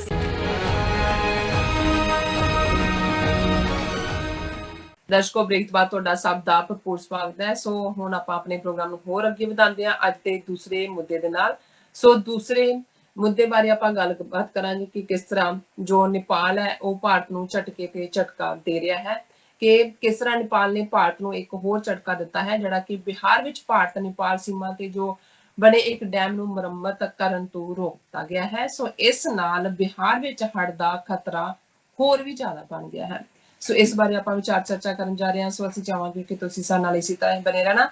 ਦੇਖਣ ਸੁਣਨ ਲਈ ਤੁਹਾਡਾ ਸਭ ਦਾ ਬਹੁਤ ਬਹੁਤ ਸ਼ੁਕਰੀਆ ਜੀ। ਡਾਕਟਰ ਸਾਹਿਬ, ਕੀ ਵਿਚਾਰ? ਦੇਖੋ, ਸਿਆਣੇ ਅਕਸਰ ਕਹਿੰਦੇ ਨੇ ਕਿ ਭਾਈ ਜਿਹੜਾ ਇੱਕ ਛੋਟਾ ਪੱਥਰ ਹੁੰਦਾ ਹੈ ਉਸ ਨੂੰ ਵੀ ਕਦੇ ਨਾ ਦੁਰਕਾਰੋ ਜਾਂ ਉਸ ਨੂੰ ਵੀ ਠੁੱਡ ਨਾ ਮਾਰੋ, ਕਿਉਂਕਿ ਉਹਦੇ 'ਚ ਵੀ ਤੁਹਾਨੂੰ ਨੁਕਸਾਨ ਪਹੁੰਚਾਉਣ ਦੀ ਕੈਫੀਅਤ ਹੁੰਦੀ ਹੈ। ਉਹ ਤੁਹਾਡੇ ਪੈਰ ਨੂੰ ਜ਼ਖਮੀ ਕਰਦਾ ਹੈ। ਇਸੇ ਤਰ੍ਹਾਂ ਜਿਹੜਾ ਘੱਟਾ ਹੈ ਜਾਂ ਮਿੱਟੀ ਹੈ, ਬੇਸ਼ੱਕ ਉਹਦੀ ਕੋਈ ਔਕਾਤ ਨਹੀਂ ਹੁੰਦੀ, ਤੁਹਾਡੇ ਪੈਰਾਂ ਥੱਲੇ ਹੁੰਦੀ ਹੈ, ਪਰ ਜਦੋਂ ਹਵਾ ਚੱਲਦੀ ਹੈ ਉਹ ਤੁਹਾਡੀਆਂ ਅੱਖਾਂ ਬੰਦ ਕਰ ਦਿੰਦੀ ਹੈ। ਉਹਦੇ 'ਚ ਵੀ ਕੁਛ ਨਾ ਕੁਛ ਕਰ ਸਕਣ ਦੀ ਜਿਹੜੀ ਹੈ ਕੈਫੀਅਤ ਉਹ ਰੱਬ ਨੇ ਰੱਖੀ ਹੋਈ ਹੈ। ਸੋ ਜ਼ਾਹਰ ਹੈ ਤਾਂ ਹੰਕਾਰ ਤੋਂ ਰੋਕਣ ਦੇ ਲਈ ਰੂਹਾਨੀ ਦੁਨੀਆ ਦੇ ਲੋਕ ਇਸ ਕਿਸਮ ਦਾ ਸੁਨੇਹਾ ਦਿੰਦੇ ਨੇ, ਪਰ ਪੋਲੀਟੀਕਲੀ ਵੀ ਇਹ ਇੱਕ ਹਮੇਸ਼ਾ ਜੇ ਅਸੀਂ ਇਨਸਾਨੀ ਇਤਿਹਾਸ ਦੇ ਵਿੱਚ ਦੇਖੀਏ ਕਿ ਜਿਨ੍ਹਾਂ ਲੋਕਾਂ ਨੂੰ ਕਦੇ ਦੁਰਕਾਰਿਆ ਹੁੰਦਾ ਹੈ, ਰਾਜ ਦਰਬਾਰਾਂ ਨੇ ਦੁਰਕਾਰਿਆ ਹੁੰਦਾ ਸੀ ਜਾਂ ਸਿਆਸੀ ਤੌਰ ਦੇ ਉੱਤੇ ਜਿਨ੍ਹਾਂ ਨੂੰ ਐਵੇਂ ਹੀਣੇ ਬਣਾਇਆ ਹੁੰਦਾ ਸੀ, ਉਹ ਕਿਤੇ ਨਾ ਕਿਤੇ ਆਪਣਾ ਰੱਖਦੇ ਸੀ ਦਿਲ ਦੇ ਵਿੱਚ ਵੀ ਕੋਈ ਗੱਲ ਨਹੀਂ, ਕਦੇ ਸਾਡਾ ਵਕਤ ਵੀ ਆਏਗਾ। ਔਰ ਫਿਰ ਕਿਸੇ ਐਨ ਕਰੂਸ਼ਲ ਟਾਈਮ ਤੇ ਉਹ ਪੂਰਾ ਜਿਹਨੂੰ ਕਹਿੰਦੇ ਨੇ ਕਿ ਪਾਸਾ ਪਲਟ ਦਿੰਦੇ ਸੀ। तो नेपाल के हवाले नाल जो खबरां आ रही ने और ये नजर आ रहा है भी ये नेपालियां दे अंदर किन्नी देर तो ये गुस्सा जिहड़ा वो भरिया होया सी कि भी ये सानू समझदे की ने, भी ये तो सानू समझदे ही कुछ नहीं। एक तो हुंदा है भी तुसीं घटिया समझदे हो, छोटा समझदे हो, एक तुहानू लगदा है भी नहीं नहीं जिहनू कहंदा जी ये तो साडे घड़े दी मच्छी है, भी इन्हां ने की कर लैणा। सो ये जदों भी कोई छोटा जिन्हों बनाया हुंदा है जां जिन्हों कोई समझिया हुंदा है, जदों वो रिएक्ट करदा है, और असीं आम देखदे हैं घरां दीयां लड़ाइयां च भी देखदे हैं कि बहुत वार जिहदे बारे हुंदा है कि जी ये तो मूंह च जबान नहीं है, ये कुछ नहीं है, उन्हां नाल धक्का भी हो रहा हुंदा है। पर जदों ओहदे फिर मूंह च जबान आंदी है तो फिर लम्मियां जबानां वालियां नूं भी लगण लग जांदा है कि भाई ये साडी तां जबान दे सामने कुछ भी नहीं है। सो ਜ਼ਾਹਿਰ ਹੈ ਕਿ ਉਹਦੇ ਚ ਵੀ ਜਿਹਨੂੰ ਅਸੀਂ ਅੰਗਰੇਜ਼ੀ ਚ ਪੈਂਟ ਅਪ ਫੀਲਿੰਗਸ ਕਹਿੰਦੇ ਆ ਕਿ ਵੀ ਕਿਤੇ ਨਾ ਕਿਤੇ ਫਿਰ ਐਸਾ ਕੁਝ ਹੁੰਦਾ ਹੈ ਕਿ ਵੀ ਫਿਰ ਸਭ ਕੁਝ ਹੀ ਜਿਹੜਾ ਉਹ ਉਲਟ ਜਾਂਦਾ ਹੈ। ਹੁਣ ਨੇਪਾਲ ਦੇ ਹਵਾਲੇ ਨਾਲ ਅਸੀਂ ਲਗਾਤਾਰ ਗੱਲਬਾਤ ਕਰ ਰਹੇ ਹਾਂ ਕਿ ਭਾਈ ਉਹਨਾਂ ਨੇ ਕਿਵੇਂ ਜਿਹੜਾ ਬੰਗਾਰਿਆ ਵੀ ਭਾਰਤ ਨੂੰ, ਫਿਰ ਉਹਨਾਂ ਨੇ ਆਪਣਾ ਕੋਰਟ ਆਫ ਆਰਮਸ ਚੇਂਜ ਕੀਤਾ, ਕਨਸਟੀਟਿਊਸ਼ਨਲ ਅਮੈਂਡਮੈਂਟ ਕੀਤੀ, 3 इलाके जिहड़े उत्तराखंड दे भारत ने अपने नक्शे दिखाए सी, पहला तो उन्होंने प्रोटेस्ट किया पिछले साल, फिर हुण उन्होंने अपने नक्शे च लै आंदे ने, नाल दी नाल उन्होंने भारत दा काम भी जिहड़ा है उत्तराखंड दे विच जिथे इन्हां दी सड़क बनाउण दा ओनू भी आके रखवाया। पहली बार सी कि नेपाल वाले अपनी फौज लगभग 20 बॉर्डर पोस्ट दे उत्ते लैके जिहड़ियां ने उन्होंने खड़ी कीती। और असीं 2 दिन पहला हालां उदों मैं पासिंग रेफरेंस च किते खबर के हवाले नाल कहा सी कि भाई लगभग 31% पानी नेपाल दा जिहड़ा भारत दे दरियावां च आंदा नेपाल तो आंदा। नेपाल जदों चाहे वाटर नूं एज ए वैपन इस्तेमाल कर सकदा। मैनूं हालांकि लगदा सी कि भी ये जे भारत ने नेपाल दा काफिया कसना शुरू कीता, उन्हां दी इकोनॉमिकल ब्लॉकेड अगे भी 2015 जिन्हां ने करके लैंड लॉक्ड कंट्री है, फिर नेपाल इनू एज ए लास्ट रिजॉर्ट किसी वेले इस्तेमाल करेगा। पर मैनूं तां इह लगदा है भी नेपाल ने अपनी पूरी उन्होंने जिहड़ा पहली ओपनिंग ही कीती है उहदे थल्ले उन्होंने ताड़ जिहड़े ने गोले भराने शुरू कर दित्ते ने। और जिहड़ी मैं खबर भी पढ़न लगा ये भारत दी अपनी जिहड़ी उन्हां दी इंटैलीजेंस एजेंसियां दा नेटवर्क दी न्यूज़ एजेंसी है ANI, जिहदियां खबरां बहुत बार अनफॉर्चुनेटली BBC या CNN या इंटरनेशनल मीडिया भी लैंदा है, क्योंकि इन्हां ने बाकी तो इंडिपेंडेंट मीडिया खा लिया है। और ANI जिहड़ी है वो इन्हां दा इंटैलीजेंस दा ही फ्रंट है। और उस न्यूज़ एजेंसी की खबर है Nepal obstructs dam repairs, flood threat for Bihar. हुण ज़ाहिर है कि महीना जून अध आ गया है और ऑलरेडी मानसून हवावां जड़ियां ने वो तुर पईयां होईयां ने, जुलाई दे बिगिनिंग दे विच शुरू हो जाती है। इस सारे खिते पंजाब च हफ्ता लेट आंदी है। और जाहिर है कि पहला भी जदों गर्मी की काफी लेट तक रही है और ग्लेशियर पिघलते ने दरियावां दे विच, तां बहुत सारा पानी जिहड़े हिमालय दे ग्लेशियर्स ने उन्हां राही वाया नेपाल भारत दे दरियावां दे विच आंदा है। हुण इस तरह दी इन्हां दी एक गंडक नदी है, दरिया है, उस उत्ते पुल भी है। और ये जिहड़ा और मैं इस खबर को थोड़ी डिटेल च डिस्कस करांगा, क्योंकि उन्होंने जिस अंदाज दे विच हुण आओ नेपाल तो रहे ने दरिया बिहार दा बॉर्डर, जिवें असीं कहा सी उत्तराखंड यूपी बिहार इन्हां दा लगदा है, उन्होंने की कीता नेपाल वालियां ने जिवें हुण गंडक ब्रिज दे उत्ते वाल्मीकि नगर है और ਜਿਹੜੇ ਇਸ ਦੇ ਉੱਤੇ ਗੇਟ ਨੇ, ਜਦੋਂ ਕਿ ਦਰਿਆਈ ਪਾਣੀ ਆਂਦਾ ਉਹਨੂੰ ਤੁਸੀਂ ਕੰਟਰੋਲ ਕਰਨ ਲਈ ਗੇਟ ਬਣਾਉਂਦੇ ਹੋ। 36 ਟੋਟਲ ਗੇਟ ਨੇ, ਜਿਨ੍ਹਾਂ ਚੋਂ ਜਿਹੜੇ 18 ਗੇਟ ਨੇ ਉਹ ਨੇਪਾਲ ਦੇ ਅੰਦਰ ਨੇ। ਸੋ ਉਹਨਾਂ ਨੇ ਕੀ ਕੀਤਾ ਹੈ ਕਿ ਵੀ ਉਹਨਾਂ ਨੇ ਉਸ ਪਾਣੀ ਨੂੰ ਰੋਕ ਲਿਆ ਔਰ ਜਦੋਂ ਚਾਹਣ ਉਹ ਛੱਡ ਰਹੇ ਨੇ। ਔਰ ਜਿਹੜਾ ਉਸ ਦਰਿਆ ਦੇ ਉੱਤੇ ਬ੍ਰਿਜ ਹੈ, ਪੁਲ ਹੈ ਗੰਡਕ ਦਰਿਆ ਤੇ, ਉਹ ਹੁਣ ਜ਼ਾਹਰ ਹੈ ਕਿ ਅੱਧ ਪਜੰਦਾ ਇੱਧਰ ਹੈ, ਅੱਧ ਪਜੰਦਾ ਉੱਧਰ ਹੈ, ਤੁਸੀਂ ਰਿਪੇਅਰ ਕਰਨੀ ਹੈ ਤੇ ਦੋਨੋਂ ਪਾਸੇ ਹੀ, ਕਿਉਂਕਿ ਹੁਣ ਇਸ ਤੋਂ ਪਹਿਲਾਂ ਕਿ ਮੌਨਸੂਨ ਆਏ ਪੂਰੇ ਜ਼ੋਰ ਦੇ ਨਾਲ ਉਹਨੂੰ ਰਿਪੇਅਰ ਕਰਨਾ ਚਾਹੁੰਦੇ ਨੇ, ਪਰ ਨੇਪਾਲ ਨੇ ਉਹਨੂੰ ਰੋਕ ਦਿੱਤਾ। ਔਰ ਇਹ 2 ਬਿਹਾਰ ਬਿਹਾਰ ਦੀ ਅੱਡ ਥਾਵਾਂ ਤੇ ਹੋਇਆ ਔਰ ਉਹਦੇ ਚ ਉਹਨਾਂ ਨੇ ਕਿਹਾ ਕਿ in an apparent provocative move Nepal has stopped all repair work of river embankments in Bihar on the India-Nepal border by erecting barriers and effectively putting a stop to work done by India to prevent flooding of its low-lying areas, the Bihar government has alleged. ਹੁਣ ਬਿਹਾਰ ਦੇ ਵਿੱਚ ਨਤੀਸ਼ ਕੁਮਾਰ ਔਰ BJP ਦੀ ਸਰਕਾਰ ਹੈ, ਉਹ ਬਿਹਾਰ ਸਰਕਾਰ centre ਨੂੰ ਕਹਿ ਰਹੀ ਹੈ ਜੀ ਫਲੱਡ ਆਣਗੇ ਬੁਰੀ, ਅਸੀਂ ਤਾਂ ਉਹਨਾਂ ਨੇ ਬੰਦ ਕਰ ਦਿੱਤਾ, ਸਾਨੂੰ ਰਿਪੇਅਰ ਹੀ ਨਹੀਂ ਕਰਨ ਦਿੰਦੇ, ਉਹ ਤਾਂ ਉਹਨਾਂ ਨੇ ਉਹ ਉੱਥੇ ਬੈਰਾਜ ਖੜੇ। This comes at a time when tensions between Kathmandu and New Delhi have escalated. ਜੋ ਫਿਰ ਉਹਨਾਂ ਕਿਹਾ ਕਿ Bihar which shares over 700 kilometer long international border with Nepal, Bihar the 700 kilometre border Nepal ਦੇ ਨਾਲ ਲੱਗਦਾ ਹੈ, can be severely affected by floods due to Nepal's actions during the forthcoming rainy season, as water from rivers coming from Nepal can overflow and wipe out entire villages. ਕਿ ਜੋ ਹੀ ਉਹ ਪਾਣੀ ਆਏਗਾ overflow ਹੋਏਗਾ ਔਰ ਰਿਪੇਅਰ ਉਹਨਾਂ ਨੇ ਨਹੀਂ ਕਰਨ ਦਿੱਤੀ, ਇਹ ਪਿੰਡਾਂ ਦੇ ਪਿੰਡ ਉਡਾ ਕੇ ਲੈ ਜਾਏਗਾ। ਔਰ ਉਹਨਾਂ ਦਾ ਜਿਹੜਾ ਵਾਟਰ ਰਿਸੋਰਸ ਮਿਨਿਸਟਰ ਹੈ ਸੰਜੇ ਝਾ, ਉਹ ਕਹਿ ਰਿਹਾ ਕਿ ਭਾਈ ਅਸੀਂ ਜਿਹੜਾ ਹੁਣ ਮਿਨਿਸਟਰੀ ਨੂੰ ਅਪਰੋਚ ਕਰਾਂਗੇ ਦਿੱਲੀ ਦੇ ਨੂੰ ਐਕਸਟਰਨਲ ਅਫੇਅਰਸ ਨੂੰ, ਔਰ ਫਿਰ ਉਹਨੇ ਡੀਟੇਲ ਦਿੱਤੀ ਹੈ। The Gandak barrage in Valmiki Nagar has 36 gates and 18 of them are in Nepal side. They have installed barriers there which has never happened before. ਕਿ ਉਹਨਾਂ ਨੇ ਜਿਹੜੇ 18 ਗੇਟ ਨੇ ਉੱਥੇ ਬੈਰੀਅਰ ਲਾ ਦਿੱਤੇ ਨੇ, ਪਹਿਲਾਂ ਕਦੇ ਨਹੀਂ ਸੀ। Yesterday also over 1.5 lakh cubic water was released from the barrage.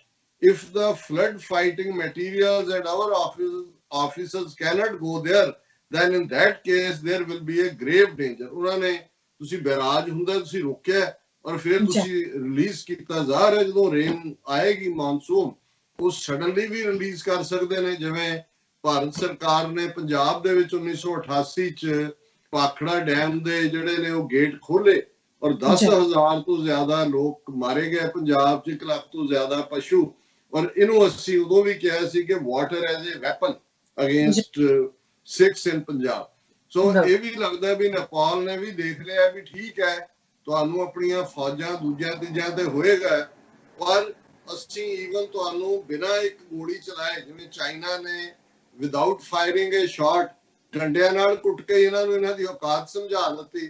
ਤੇ ਮੇਰਾ ਖਿਆਲ ਹੈ ਵੀ ਨੇਪਾਲ ਨੇ ਵੀ ਇਹ ਦੇਖ ਲਿਆ ਕਿ ਭਾਈ ਇਹ ਪਾਣੀ ਦੇ ਨਾਲ ਹੀ ਇਹਨਾਂ ਨੂੰ ਅਕਲ ਦੇ ਦੇਣੀ ਹੈ ਕਿ ਭਾਈ ਤੁਹਾਨੂੰ ਅਸੀਂ, ਇੱਕ ਤਾਂ ਤੁਸੀਂ ਚੀਨ ਨੇ ਤੁਹਾਨੂੰ ਸ਼ਰਮ ਨਾਲ ਪਾਣੀ ਕੀਤਾ, ਅਸੀਂ ਤੁਹਾਨੂੰ ਵੈਸੇ ਹੀ ਪਾਣੀ ਕਰ ਦੇਣਾ ਜੇ ਤੁਸੀਂ ਜਿਹੜਾ ਹੈ ਉਹ ਸਾਡੇ ਇਲਾਕੇ ਸਾਨੂੰ ਵਾਪਸ ਨਾ ਕੀਤੇ। ਔਰ ਇਸ ਸਾਰੇ ਦੇ ਨਾਲ ਉਹਨਾਂ ਨੇ ਕਿਹਾ ਕਿ ਰਿਪੇਅਰ ਬੜੀ ਜ਼ਰੂਰੀ ਹੈ। ਜਿਵੇਂ ਲਾਸਟ ਈਅਰ ਵੀ ਇਹ ਪ੍ਰੋਬਲਮ ਹੋਈ ਸੀ ਔਰ they are not letting it happen in Madhubani's Jayanagar upstream on Kamla River too. They are not letting us conduct repairs. ਹੁਣ ਇੱਕ ਕੱਲੀ ਜਿਹੜੀ ਆ ਗੰਡਕ ਰਿਵਰ ਨਹੀਂ ਹੈ, ਦੂਸਰੀ ਕਮਲਾ ਰਿਵਰ ਦੇ ਉੱਤੇ ਵੀ ਉਹ ਜਿਹੜੇ ਨੇ ਇਹਨਾਂ ਨੂੰ ਬਿਲਕੁਲ ਨਹੀਂ ਕਰਨ ਦੇ ਰਹੇ ਕੋਈ ਵੀ ਰਿਪੇਅਰ। ਉਹਨਾਂ ਨੇ ਕਿਹਾ ਜੀ this is the first time we are noticing this trend. The Bihar government is the one which does all the, ਵੀ ਅਸੀਂ ਤਾਂ ਉਹਨਾਂ ਤੋਂ ਕੁਝ ਮੰਗਦੇ ਵੀ ਅਸੀਂ ਰਿਪੇਅਰ ਕਰਦੇ ਹਾਂ, ਉਹ ਕਹਿੰਦਾ ਵੀ ਨਹੀਂ ਹੁਣ ਅਸੀਂ ਤੁਹਾਨੂੰ ਰਿਪੇਅਰ ਵੀ ਨਹੀਂ ਕਰਨ ਦੇਣਾ। ਔਰ ਅਸੀਂ ਜਿਹੜਾ ਹੈ ਸੈਂਟਰ ਗਵਰਨਮੈਂਟ ਨੂੰ ਕਹਿ ਰਹੇ ਆ ਕਿ ਭਾਈ ਸਾਨੂੰ ਕੁਝ ਜਿਹੜਾ ਇਸ ਦੇ ਵਿੱਚ ਕਰੋ। ਔਰ ਇਵੇਂ ਹੀ ਹੁੰਦਾ ਜਦੋਂ ਤੁਸੀਂ ਇਸ ਕਿਸਮ ਦੀ ਹੰਕਾਰੀ ਪਹੁੰਚ ਲੈਂਦੇ ਹੋ। ਇਹ ਗੱਲ ਮੈਂ ਨਹੀਂ ਕਹਿ ਰਿਹਾ ਵੀ ਭਾਰਤ ਜਾਂ ਮੋਦੀ ਇਕੱਲਾ ਰਹਿ ਗਿਆ, ਸ਼ਿਵ ਸੈਨਾ ਜਿਹੜੀ ਇਹਨਾਂ ਤੋਂ ਵੀ ਵੱਧ ਕੇ ਹਿੰਦੂਤਵਾ ਦੇ ਗੁੰਡੇ ਨੇ, ਉਹ ਵੀ ਬਾਲ ਠਾਕਰੇ ਆਪਣੇ ਕਿਸਮ ਦਾ ਇੱਕ ਨਫ਼ਰਤ ਨਾਲ ਭਰਿਆ ਹੋਇਆ ਬੰਦਾ, ਪਰ ਕਿਉਂਕਿ ਇਹਨਾਂ ਨੂੰ ਇਹਨਾਂ ਦਾ ਡਿਊ ਨਹੀਂ ਮਿਲਿਆ, ਹੁਣ ਇਹਨਾਂ ਨੇ ਕਾਂਗਰਸ ਔਰ ਸ਼ਰਦ ਪਵਾਰ ਦੀ ਪਾਰਟੀ ਨਾਲ ਮਿਲ ਕੇ ਸਰਕਾਰ ਬਣਾਈ ਹੋਈ ਹੈ ਮਹਾਰਾਸ਼ਟਰ ਚ, ਔਰ ਉਹਨਾਂ ਦਾ ਆਪਣਾ ਅਫੀਸ਼ੀਅਲ ਜਿਹੜਾ ਮਾਊਥਪੀਸ ਹੈ ਸ਼ਿਵ ਸੈਨਾ ਦਾ ਸਾਹਮਣਾ ਜਾਂ ਸਾਮਾਨਾ ਮਰਾਠੀ ਚ ਹੋਏਗਾ, ਉਹਦੇ ਚ ਉਹਨਾਂ ਨੇ ਕਿਹਾ ਕਿ neighbours banking China, PM Modi will be left alone after Donald Trump loses polls. Sanjay Raut ਉਹਨਾਂ ਦਾ ਵੱਡਾ ਆਈਡੀਆਲੋਗ ਹੈ, ਉਹਨੇ ਕਿਹਾ ਅਜੇ ਗਵਾਂਢ ਚ ਤਾਂ ਵੈਸੇ ਹੀ ਇਕੱਲਾ ਹੋ ਗਿਆ, ਕੋਈ ਨਾਲ ਨਹੀਂ ਹੈ। ਇੰਟਰਨੈਸ਼ਨਲੀ ਵੀ ਜਦੋਂ ਡੋਨਲਡ ਟਰੰਪ ਹਾਰ ਗਿਆ, ਵੀ ਜਿਵੇਂ ਮੋਦੀ ਨੇ ਸਾਰਾ ਵੇਟ ਸਾਰਾ ਉਹਦੇ 'ਚ ਹੀ ਰੱਖਿਆ ਹੋਇਆ, ਤੇ ਇੰਟਰਨੈਸ਼ਨਲੀ ਵੀ ਅਸੀਂ ਇਕੱਲੇ ਹੋ ਜਾਵਾਂਗੇ। Referring to clashes between Indian and Chinese troops in Ladakh on June 15th, Sanjay Raut alleged that Chinese aggression on the country is the failure of India's foreign policy and claimed India's neighbors are siding with China. उन्होंने कहा भी भारत ਦੇ ਗਵਾਂਢੀ ਜਿਹੜੇ ਨੇ ਉਹ ਚੀਨ ਦੇ ਨਾਲ ਖਲੋਤੇ ਨੇ ਔਰ ਜਦੋਂ no one has entered in ਔਰ ਮੋਦੀ ਦੀ ਸਟੇਟਮੈਂਟ ਉਹਨੇ ਕੋਟ ਕੀਤਾ ਹੈ ਵੀ ਇੰਨਾ ਇਹ ਝੂਠ ਬੋਲ ਰਿਹਾ ਹੈ ਔਰ ਇਸ ਸਾਰੇ ਚੋਂ ਇਹ ਜ਼ਾਹਰ ਹੈ ਕਿ ਭਾਰਤ ਦੀ ਫੋਰਨ ਪਾਲਿਸੀ ਜਿਹੜੀ ਹੈ ਉਹ ਫੇਲ ਹੋਈ ਹੈ ਔਰ ਉਹ ਕਹਿ ਰਹੇ China's attack has punctured Baahubali of politics ਕਿ ਮੋਦੀ ਜਿਹੜਾ ਹੈ ਬੜਾ ਬਾਹੂਬਲੀ ਬਣਿਆ ਹੋਇਆ ਸੀ ਉਸ ਦੇ ਵਿੱਚ ਉਹਨਾਂ ਨੇ ਜਿਹੜਾ ਉਹਨੂੰ ਪੰਚਰ ਕਰ ਦਿੱਤਾ ਹੈ ਔਰ ਉਹਨਾਂ ਕਿਹਾ ਕਿ ਭਾਈ ਇੱਕ ਪਾਸੇ ਇਹਨਾਂ ਨੇ ਚੀਨ ਦੇ ਨਾਲ ਜਿਹੜਾ ਮੋਦੀ ਨੇ ਪੀਂਗ ਵੀ ਝੂਟੀ ਉਹਨਾਂ ਨੂੰ ਜਿਹੜਾ ਅਪਰਚੁਨਿਟੀਜ਼ ਵੀ ਦਿੱਤੀਆਂ ਔਰ ਇਸ ਵੇਲੇ ਭਾਰਤ ਜਿਹੜਾ ਗਵਾਂਢ ਦੇ ਵਿੱਚ ਉਹਨੇ ਕਿਹਾ ਕਿ Sanjay Raut said India's cosiness with the United States has cost it neutral players like China. Now India is left alone in the region with countries like Nepal criticizing India on behalf of China. उन्होंने कहा जी नेपाल वर्गा मुल्क भी जेड़ा कल तक साडा सी वो सानू छड़ गया सो कुल मिला के ये हकीकत है जमीनी हकीकत है और इस गल का ध्यान रहा कि जो कुछ भारत ने पंजाब ਦੇ ਵਿੱਚ ਕੀਤਾ water as a weapon use ਕਰਕੇ 1988 ਕਸ਼ਮੀਰ 'ਚ ਧਮਕੀਆਂ ਦੇ ਰਹੇ ਸੀ ਕਿ ਚਨਾਬ ਔਰ ਜੇਹਲਮ ਦਾ ਪਾਣੀ ਅਸੀਂ ਡਾਈਵਰਟ ਕਰ ਦੇਵਾਂਗੇ ਔਰ ਇੰਡਸ ਵਾਟਰ ਟ੍ਰੀਟੀ ਜਿਹੜੀ 1960 ਦੀ ਹੈ ਉਹਨੂੰ ਅਸੀਂ ਇਰਰੈਲੇਵੈਂਟ ਕਰ ਦੇਵਾਂਗੇ ਉਹ ਤਾਂ ਅਜੇ ਕਿੰਨੇ ਜੋਗੇ ਇਹਨਾਂ ਨੇ ਹੋਣਾ ਸੀ ਲੇਕਿਨ ਨੇਪਾਲ ਨੇ ਆਲਰੇਡੀ ਨਾਲ ਦੀ ਨਾਲ ਹੀ ਕਿਉਂਕਿ ਮੌਨਸੂਨ ਤੁਰ ਚੁੱਕੀ ਹੈ ਔਰ ਇਹ ਜੇ ਬਿਹਾਰ ਦੇ ਵਿੱਚ ਫਲੱਡ ਆਉਂਦੇ ਨੇ ਤੇ ਫਿਰ ਬਿਹਾਰ ਦੇ ਲੋਕ ਵੀ ਜਿਹੜੇ ਨੇ ਜਿਵੇਂ ਉੱਤਰਾਖੰਡ ਵਾਲਿਆਂ ਨੂੰ ਉਹਨਾਂ ਨੇ ਮੈਸੇਜ ਦੇ ਦਿੱਤਾ ਉਹ ਤਿੰਨੋਂ ਹੀ ਕਾਲਾ ਪਾਣੀ ਔਰ ਉਸ ਸਾਰੇ ਦੇ ਵਿੱਚ ਜਿਹੜੇ ਤਿੰਨੋਂ ਇਲਾਕੇ ਨੇ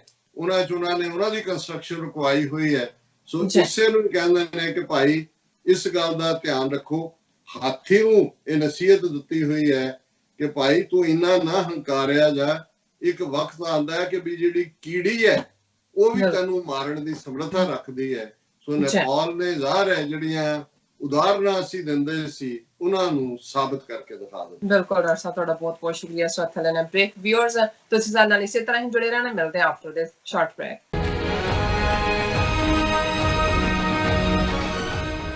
ਕੋਰੋਨਾ ਵਾਇਰਸ ਦੇ ਸੰਕਟ ਦੇ ਚੱਲਦਿਆਂ ਅਮਰੀਕਾ ਵਿੱਚ ਐਮਰਜੈਂਸੀ ਐਲਾਨੀ ਜਾ ਚੁੱਕੀ ਹੈ ਲੋੜਵੰਦ ਬਜ਼ੁਰਗਾਂ ਅਤੇ ਵਾਇਰਸ ਤੋਂ ਪੀੜਤ ਲੋਕਾਂ ਦੀ ਮਦਦ ਲਈ ਯੂਨਾਈਟਿਡ ਸਟੇਟਸ ਵੱਲੋਂ ਐਮਰਜੈਂਸੀ ਹੌਟਲਾਈਨ ਨੰਬਰ ਉਮੀਦ ਜਾਰੀ ਕੀਤਾ ਗਿਆ ਖਾਣ ਪੀਣ ਦੇ ਸਮਾਨ ਤੋਂ ਲੈ ਕੇ ਦਵਾਈਆਂ ਤੱਕ ਆਪ ਸਭ ਅਮਰੀਕਾ ਭਰ ਵਿੱਚੋਂ ਕਾਲ ਕਰਕੇ ਮਦਦ ਲੈ ਸਕਦੇ ਹੋ ਆਓ ਇਸ ਔਖੇ ਸਮੇਂ ਵਿੱਚ ਗੁਰੂ ਨਾਨਕ ਸਾਹਿਬ ਦੇ ਫਲਸਫੇ ਨੂੰ ਅੱਗੇ ਤੋਰਦਿਆਂ ਮਨੁੱਖਤਾ ਦੇ ਭਲੇ ਲਈ ਇਕਮੁੱਠ ਹੋਈਏ ਉਮੀਦ 8558786333 ਕੀ ਤੁਸੀਂ ਆਪਣੇ ਟੈਕਸਿਸ ਨੂੰ ਲੈ ਕੇ ਚਿੰਤਤ ਹੋ ਤੁਸੀਂ ਆਪਣੀ ਕਮਾਈ ਲਈ ਮਿਹਨਤ ਕਰਦੇ ਹੋ ਭਾਵੇਂ ਤੁਸੀਂ ਨੌਕਰੀ ਵਿੱਚ ਹੋਵੋ ਜਾਂ ਆਪਣਾ ਬਿਜ਼ਨਸ ਚਲਾਉਂਦੇ ਹੋ ਜਦੋਂ ਟੈਕਸ ਭਰਨ ਦਾ ਸਮਾਂ ਆਉਂਦਾ ਤਾਂ ਤੁਹਾਨੂੰ ਇੱਕ ਭਰੋਸੇਯੋਗ ਟੈਕਸ ਅਕਾਊਂਟੈਂਟ ਦੀ ਲੋੜ ਹੈ ਜੋ ਟੈਕਸ ਬੈਲੈਂਸ ਦਾ ਤੁਹਾਡੇ ਪੱਖ ਵਿੱਚ ਜਾਣਾ ਯਕੀਨੀ ਬਣਾਵੇ ਸਿਆਟਲ ਦੀ ਜਾਣੀ ਪਹਿਚਾਣੀ company Accurate Accountants and Taxes ਤੁਹਾਡੀ ਸੇਵਾ ਵਿੱਚ ਹਾਜ਼ਰ ਹੈ ਅਸੀਂ ਹਰ ਤਰ੍ਹਾਂ ਦੇ ਟੈਕਸ ਭਰਨ ਵਿੱਚ ਤੁਹਾਡੀ ਮਦਦ ਕਰਾਂਗੇ ਟੈਕਸ ਸੰਬੰਧੀ ਕਿਸੇ ਵੀ ਤਰ੍ਹਾਂ ਦੇ ਸਵਾਲ ਲਈ ਅੱਜ ਹੀ ਸਾਡੇ ਤੱਕ ਪਹੁੰਚ ਕਰੋ ਐਕੂਰੇਟ ਅਕਾਊਂਟੈਂਟਸ ਐਂਡ ਟੈਕਸਿਸ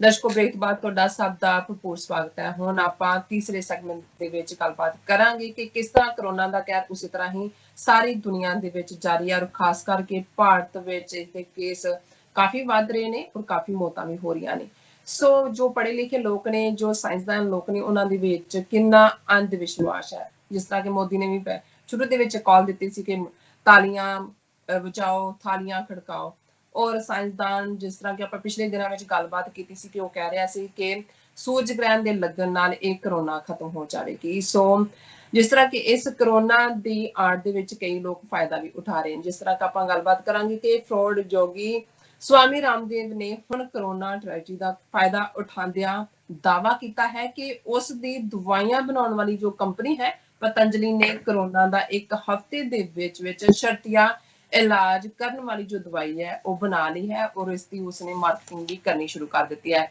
ਇਸ ਮੁੱਦੇ ਦੇ ਉੱਪਰ ਆਪਾਂ ਗੱਲਬਾਤ ਕਰਨ ਜਾ ਰਹੇ ਹਾਂ। ਸੋ ਅਸੀਂ ਚਾਹਾਂਗੇ ਕਿ ਤੁਸੀਂ ਸਾਡੇ ਨਾਲ ਇਸੇ ਤਰ੍ਹਾਂ ਹੀ ਬਣੇ ਰਹਿਣਾ। ਦੇਖਣ ਸੁਣਨ ਲਈ ਤੁਹਾਡਾ ਬਹੁਤ ਬਹੁਤ ਸ਼ੁਕਰੀਆ। ਡਾਕਟਰ ਸਾਹਿਬ ਕੀ ਵਿਚਾਰਾਂ ਨੇ ਇਸ ਮੁੱਦੇ ਬਾਰੇ? ਦੇਖੋ, ਹਿੰਦੂਤਵਾ, ਫਰਾਡ, ਸਾਧੂ, ਯੋਗੀ, ਇਹ ਸਾਰੇ ਲਫ਼ਜ਼ ਹੀ ਅਰਥਕ ਨੇ, ਜਿਹਦਾ ਮਤਲਬ ਹੈ ਫਰਾਡ, ਜਿਹਦਾ ਮਤਲਬ ਹੈ ਧੋਖਾ, ਜਿਹਦਾ ਮਤਲਬ ਹੈ ਝੂਠ। ਲੇਕਿਨ ਬਦਕਿਸਮਤੀ ਇਹ ਹੈ ਕਿ ਸਾਡੇ ਉਸ ਖਿੱਤੇ ਦੇ ਵਿੱਚ, ਸਾਡੇ ਸਬ ਕੰਟੀਨੈਂਟ 'ਚ ਸਦੀਆਂ ਤੋਂ ਨਹੀਂ, ਮਿਲੇਨੀਅਮਸ ਤੋਂ, ਹਜ਼ਾਰਾਂ ਸਾਲਾਂ ਤੋਂ ਇਹਨਾਂ ਸੋ ਕਾਲਡ ਹੋਲੀ ਮੈਨ, ਜਿਹੜੇ ਆਪਣੇ ਆਪ ਨੂੰ ਧਰਮੀ ਲੋਕ ਕਹਿੰਦੇ ਨੇ, ਇਹਨਾਂ ਦਾ ਧੋਖਾ, ਇਹਨਾਂ ਦਾ ਫਰਾਡ, ਇਹਨਾਂ ਦਾ ਝੂਠ ਵਿਕਦਾ ਹੈ। ਔਰ ਇਹਨਾਂ ਦੇ ਇੰਨੇ ਕੁ ਰੂਪ ਨੇ ਇਹਨਾਂ ਫਰਾਡੀਆਂ ਦੇ, ਔਰ ਉਹਦੇ ਥੱਲੇ ਕੋਈ ਨਾ ਕੋਈ, ਔਰ ਸਾਡੇ ਲੋਕ ਉਸ ਖਿੱਤੇ ਦੇ ਇੰਨੇ ਕੁ ਗਲੀਬਲ ਨੇ, ਇੰਨੇ ਕੁ ਅੰਧ ਵਿਸ਼ਵਾਸ ਜਾਂ ਸੁਪਰਸਟੀਸ਼ਨ ਦੀ ਮਾਰ ਥੱਲੇ ਨੇ ਕਿ ਇਹਨਾਂ ਦਾ ਕੋਈ ਨਾ ਕੋਈ ਰੂਪ, ਬਦਲਿਆ ਰੂਪ ਜਿਹੜਾ ਹੈ, ਉਸ ਦੇ ਝਾਂਸੇ 'ਚੋਂ ਫਸ ਜਾਂਦੇ ਨੇ, ਖਵਾਰ ਹੁੰਦੇ ਨੇ। ਫਿਰ ਉਹ ਦਵਾਈ ਵੀ ਦੇ ਰਹੇ ਹੁੰਦੇ ਨੇ ਜੀ ਨਹੀਂ ਧੋਖਾ, ਪਰ ਉਦੋਂ ਤੱਕ ਨਵੇਂ ਲੋਕ ਆ ਕੇ ਫਸੇ ਹੁੰਦੇ ਨੇ। ਇਸ ਲਈ ਹਜ਼ਾਰਾਂ ਸਾਲਾਂ ਤੋਂ ਇਹਨਾਂ ਦਾ ਇਹ ਧੋਖਾ, ਇਹਨਾਂ ਦਾ ਫਰਾਡ, ਇਹਨਾਂ ਦਾ ਯੋਗਾ, ਇਹਨਾਂ ਦੀ ਜੋਤਿਸ਼, ਇਹਨਾਂ ਦਾ ਉਹ ਸਾਰਾ ਜਿਹੜਾ ਜਿਸ ਕਿਸਮ ਦਾ ਇਹ ਦੰਭਪੁਣਾ ਕਰਦੇ ਨੇ, ਉਸ ਖਿੱਤੇ ਦੇ ਵਿੱਚ ਵਿਕਦਾ ਰਿਹਾ।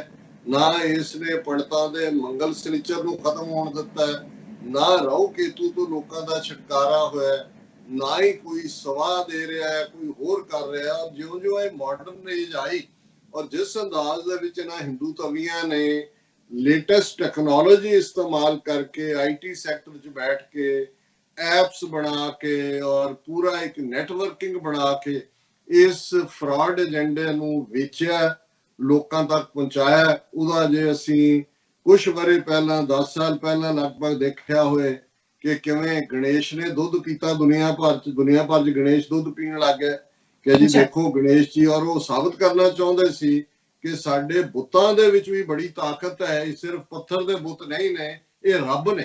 ਔਰ ਉਹਨਾਂ ਨੇ ਜਿਵੇਂ ਇਸ ਸਾਰੇ ਐਫਰਟ ਨੂੰ ਕੋਆਰਡੀਨੇਟ ਕੀਤਾ, ਉਸ ਤੋਂ ਅਸੀਂ ਦੇਖਦੇ ਹਾਂ ਕਿ ਇਸ ਮਾਡਰਨ ਯੁੱਗ ਦੇ ਵਿੱਚ ਫਿਰ ਇਹਨਾਂ ਨੇ ਕਿਵੇਂ ਸਾਊਥ ਦੇ ਵਿੱਚ ਉਹ ਸਤਿਗੁਰੂ ਵਾਸਦੇਵਾ ਨਾਂ ਦਾ ਕਿ ਕੌਣ ਹੈ, ਇੱਕ ਫਰਾਡੀਆ ਜਾਂ ਅੰਗਰੇਜ਼ੀ ਬੋਲਣ ਵਾਲਾ, ਇੱਥੋਂ ਪੜ੍ਹ ਕੇ ਗਿਆ ਹੋਇਆ ਮੈਸੇਚੂਸਟਸ ਤੋਂ, ਉਹ ਡਰਾਮਾ ਕਰ ਰਿਹਾ ਹੁੰਦਾ ਹੈ।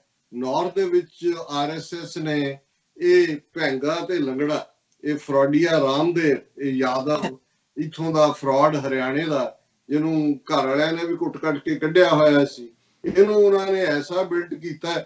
ਔਰ ਇਹ ਮਰਡਰ ਹੈ, ਇਹਦੇ ਬਾਰੇ ਜਦੋਂ ਕੋਈ ਵੀ ਕਹਾਣੀ ਬਾਹਰ ਆਉਂਦੀ ਹੈ ਤੇ ਜ਼ਾਹਰ ਹੈ ਵੀ ਇਹਨੇ ਜਿਸ ਆਪਣੇ ਸੋ ਕਾਲਡ ਗੁਰੂ ਤੋਂ ਯੋਗਾ ਵੀ ਸਿੱਖਿਆ, ਉਹਦਾ ਵੀ ਮਰਡਰ ਕੀਤਾ। ਔਰ ਪਿਛਲੇ ਦਿਨਾਂ 'ਚ ਹੀ ਇੱਕ ਜਿਹੜਾ ਹੋਰ ਉਹ ਆਪਣੇ ਫਰਾਡ ਵੇਚ ਰਿਹਾ ਸੀ, ਦੁਨੀਆ ਨੂੰ ਥਿਉਰੀਆਂ ਦੇ ਰਿਹਾ ਸੀ, ਉਹ ਵੀ ਫਿਰ ਆਪਣੇ ਬਿਸਤਰੇ ਦੇ ਵਿੱਚ ਮਰਿਆ ਹੋਇਆ ਹੀ ਪਾਇਆ ਗਿਆ। ਔਰ ਇਹ ਸਾਰਾ ਜਿਹੜਾ ਇਹਨੇ ਕੱਲਾ ਇਹ ਰਾਮਦੇਵ ਯੋਗਾ ਦੇ ਫਰਾਡ ਤੱਕ ਹੀ ਨਹੀਂ ਰਿਹਾ, ਹਿੰਦੂਤਵਾ ਦਾ ਏਜੰਡਾ ਵੀ ਇਹਨੇ ਵੇਚਿਆ। ਗਊ ਮਾਤਾ ਦੇ ਨਾਂ ਥੱਲੇ ਵੀ ਜਿਸ ਕਿਸਮ ਦੇ ਵਿਜੀਲਾਂਟੇ ਗਰੁੱਪਾਂ ਨੂੰ ਐਨਕਰੇਜ ਕੀਤਾ, ਫਿਰ ਇਹਨੂੰ ਲੱਗਾ ਕਿ ਬਈ ਨਹੀਂ, ਇਹ ਵੀ ਜਿਹੜਾ ਹੈ ਲੋਕਾਂ ਤੋਂ ਡਾਲਰ ਰੁਪਈਆ ਲੈ ਕੇ ਕਰਨਾ ਵੱਡਾ ਜਿਹੜੀ ਮਾਰਕੀਟ ਹੈ। ਜ਼ਾਹਰ ਹੈ ਕਿ ਜਦੋਂ ਤੱਕ ਇਨਸਾਨੀ ਜ਼ਿੰਦਗੀ ਹੁੰਦੀ ਹੈ, ਜਿਹਨੂੰ ਅਸੀਂ ਕਹਿੰਦੇ ਹਾਂ ਜੀ ਕਿ ਦੁੱਖ ਸੁੱਖ ਸਰੀਰਾਂ ਦੇ ਨਾਲ ਨੇ, ਬਿਮਾਰੀ ਵੀ ਹੁੰਦੀ ਹੈ। ਔਰ ਇਹ ਵੀ ਇੱਕ ਇਹਨਾਂ ਦਾ ਫਰਾਡ ਸੀ ਸਾਰਿਆਂ ਦਾ, ਜਿਹੜੀਆਂ ਬੂਟੀਆਂ ਦੇ ਨਾਂ ਥੱਲੇ ਆਮ ਲੋਕਾਂ 'ਚ ਵੀ ਗੱਲ ਬੈਠੀ ਹੋਈ ਹੈ। ਸੋ ਇਹਨੇ ਆਪਣਾ ਜਿਹੜਾ ਹੱਥ ਅਜਮਾਇਆ, ਜਿਸ ਅੰਦਾਜ਼ ਦੇ ਵਿੱਚ ਇਹ ਜਿਵੇਂ ਮੈਡੀਸਨ ਜਿਹੜਾ ਖੇਤਰ ਦੇ ਵਿੱਚ ਆਇਆ ਆਯੁਰਵੈਦਿਕ ਦੇ ਨਾਂ ਥੱਲੇ, ਔਰ ਜ਼ਾਹਰ ਹੈ RSS ਦਾ ਏਜੰਡਾ ਵੀ ਉਹਨੂੰ ਪ੍ਰਮੋਟ ਕਰਨਾ ਹੀ ਸੀ। ਸੋ ਰਾਮਦੇਵ ਨੇ ਮੋਦੀ ਦੀ ਵਿਕਟਰੀ ਦੇ ਵਿੱਚ ਵੀ ਇੱਕ ਵੱਡਾ ਰੋਲ ਅਦਾ ਕੀਤਾ। RSS ਨੇ ਵੀ ਉਹਨੂੰ ਹਿੰਦੂਤਵਾ ਦਾ ਐਂਬੈਸਡਰ ਕਹਿ ਕੇ ਆਨਰ ਕੀਤਾ। ਔਰ ਫਿਰ ਜਿੱਥੇ BJP ਦੀਆਂ ਸਰਕਾਰਾਂ ਬਣੀਆਂ 8-9 ਸੂਬਿਆਂ ਦੇ ਵਿੱਚ, ਕੌਡੀਆਂ ਦੇ ਭਾਅ ਹਜ਼ਾਰਾਂ ਏਕੜ ਜ਼ਮੀਨ ਰਾਮਦੇਵ ਦੀ ਜਿਹੜੀ ਹੈ ਉਹ ਪਤੰਜਲੀ ਨਾਂ ਦੀ ਜਿਹੜੀ ਉਹਨੇ ਬੋਡੀ ਫਲੋਟ ਕੀਤੀ ਉਹਦੇ ਨਾਲ ਜ਼ਮੀਨਾਂ ਲਾਈਆਂ ਗਈਆਂ। ਔਰ ਜੋ ਸਵਾਹ ਖੇ ਪਰੋਸ ਕੇ ਉਹਨਾਂ ਦਵਾਈਆਂ ਦੇ ਨਾਂ ਥੱਲੇ ਕਿੰਨੀ ਮਾਰਕੀਟ ਕ੍ਰੀਏਟ ਕਰਕੇ ਦਿੱਤੀ। ਜਿਹੜੇ ਸਰਕਾਰੀ ਡਿਫੈਂਸ ਦੇ ਔਰ CRJ 2 ਮਿਲੀਅਨ ਫੌਜ ਹੈ, ਕਿੰਨੀ ਜੇ ਉਹਦੇ 'ਚ ਕੰਟੀਨਸ ਦੇ ਵਿੱਚ ਹੈ ਕਿ ਭਾਈ ਤੁਸੀਂ ਇਹਦੇ ਹੀ ਪ੍ਰੋਡਕਟ ਲੈਣੇ ਨੇ, ਉਹ ਨਿਊਟ੍ਰੀਐਂਟਸ ਦੇ ਨਾਂ ਥੱਲੇ ਵੀ ਵਿਕੇ। ਜਿਹੜੀਆਂ ਬਾਹਰਲੀਆਂ ਕੰਪਨੀਆਂ ਜਿਵੇਂ ਮੈਗੀ ਵਰਗੀਆਂ ਜਿਹੜੀਆਂ ਦੀ ਮਾਰਕੀਟ ਸੀ ਉਹਨਾਂ ਨੂੰ ਕੋਟਾਂ ਤੋਂ ਘਵਾਤਾ ਕਿ ਜੀ ਇਹ ਸਬ ਸਟੈਂਡਰਡ ਨੇ, ਇਹਨੇ ਆਪਣਾ ਜਿਹੜਾ ਉਹ ਆਟੇ ਤੇ ਮੈਦੇ ਦਾ ਸਟਫ ਵੇਚਣਾ ਸ਼ੁਰੂ ਕਰ ਦਿੱਤਾ ਹੈ। ਔਰ ਕੁੱਲ ਮਿਲਾ ਕੇ ਜਿਹੜਾ ਇਸ ਦਾ ਪਤੰਜਲੀ ਦਾ ਇਸ ਵੇਲੇ ਟਰਨਓਵਰ ਹੈ, ਮੈਂ ਪਿਛਲੇ ਸਾਲ ਦਾ ਦੇਖ ਰਿਹਾ ਸੀ 10,500 ਕਰੋੜ ਰੁਪਏ ਦੀ। ਔਰ ਇਸ ਹੱਦ ਤੱਕ ਇਹਨਾਂ ਕੋਲ ਅੰਨਾ ਪੈਸਾ ਹੈ ਕਿ ਉਹਨਾਂ ਨੇ ਪਿੱਛੇ ਜੇ ਅਡਾਨੀ ਗਰੁੱਪ ਜਿਨ੍ਹਾਂ ਦਾ ਜਿਹੜੀ ਹੈ ਉਹਨਾਂ ਦੀ ਡੈਟ ਰਿਟਨ ਕੰਪਨੀ ਸੀ, ਉਹਨੂੰ ਵੀ ਉਹਨਾਂ ਨੇ ਸੋਇਆਬੀਨ ਔਰ ਦੂਸਰੀ ਵਾਲੀ 4,350 ਕਰੋੜ ਦੇ ਵਿੱਚ ਖਰੀਦਿਆ। ਫਿਰ ਇੱਥੋਂ ਤੱਕ ਨਹੀਂ, ਇਹਨਾਂ ਨੇ ਈਵਨ ਇੱਕ ਮੈਸੇਜਿੰਗ ਐਪ ਵੀ ਕਿੰਬੋ ਨਾਂ ਦੀ ਜਿਹੜੀ ਹੈ ਉਹ ਲਾਂਚ ਕੀਤੀ। ਆਲਾ ਫਰਾਡ ਉਹਦੇ ਤਾਂ ਪਤਾ ਲੱਗ ਜਾਂਦਾ, ਉਹ ਤਾਂ ਡਿੱਗ ਪਈ।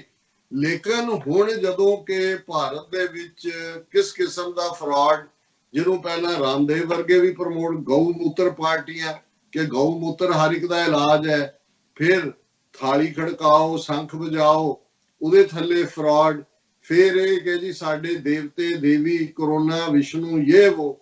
ਹੁਣ ਉਹ ਸਾਰੇ, ਕਿਉਂਕਿ ਲੋਕ ਇਸ ਵੇਲੇ ਭਾਰਤ ਦੇ ਵਿੱਚ ਤੇਜ਼ੀ ਨਾਲ ਜਿਹੜਾ ਕੇਸਾਂ ਦੀ ਗਿਣਤੀ ਵੱਧ ਰਹੀ ਹੈ, ਦੁਨੀਆ 'ਚ ਚੌਥੇ ਨੰਬਰ ਤੇ ਆ ਗਏ ਨੇ, ਤੇ ਨਾਲ ਦੀ ਨਾਲ ਇਹਨਾਂ ਨੂੰ ਲੱਗਿਆ ਕਿ ਭਾਈ ਹੁਣ ਮੌਕਾ ਹੈ ਕਿ ਜਿੱਥੇ ਤੁਸੀਂ ਆਪਣੀ ਫਰਾਡ ਜਿਹੜੀ ਦਵਾਈ ਦੇ ਨਾਂ ਥੱਲੇ ਕਹੋ ਜੀ ਇੱਕ ਹਫ਼ਤੇ ਦੇ ਵਿੱਚ ਸਾਡੇ ਕੋਲ ਅਸੀਂ ਕਿੱਟ ਬਣਾ ਦਿੱਤੀ ਹੈ ਨਾ ਵੀ ਉਹਦੇ।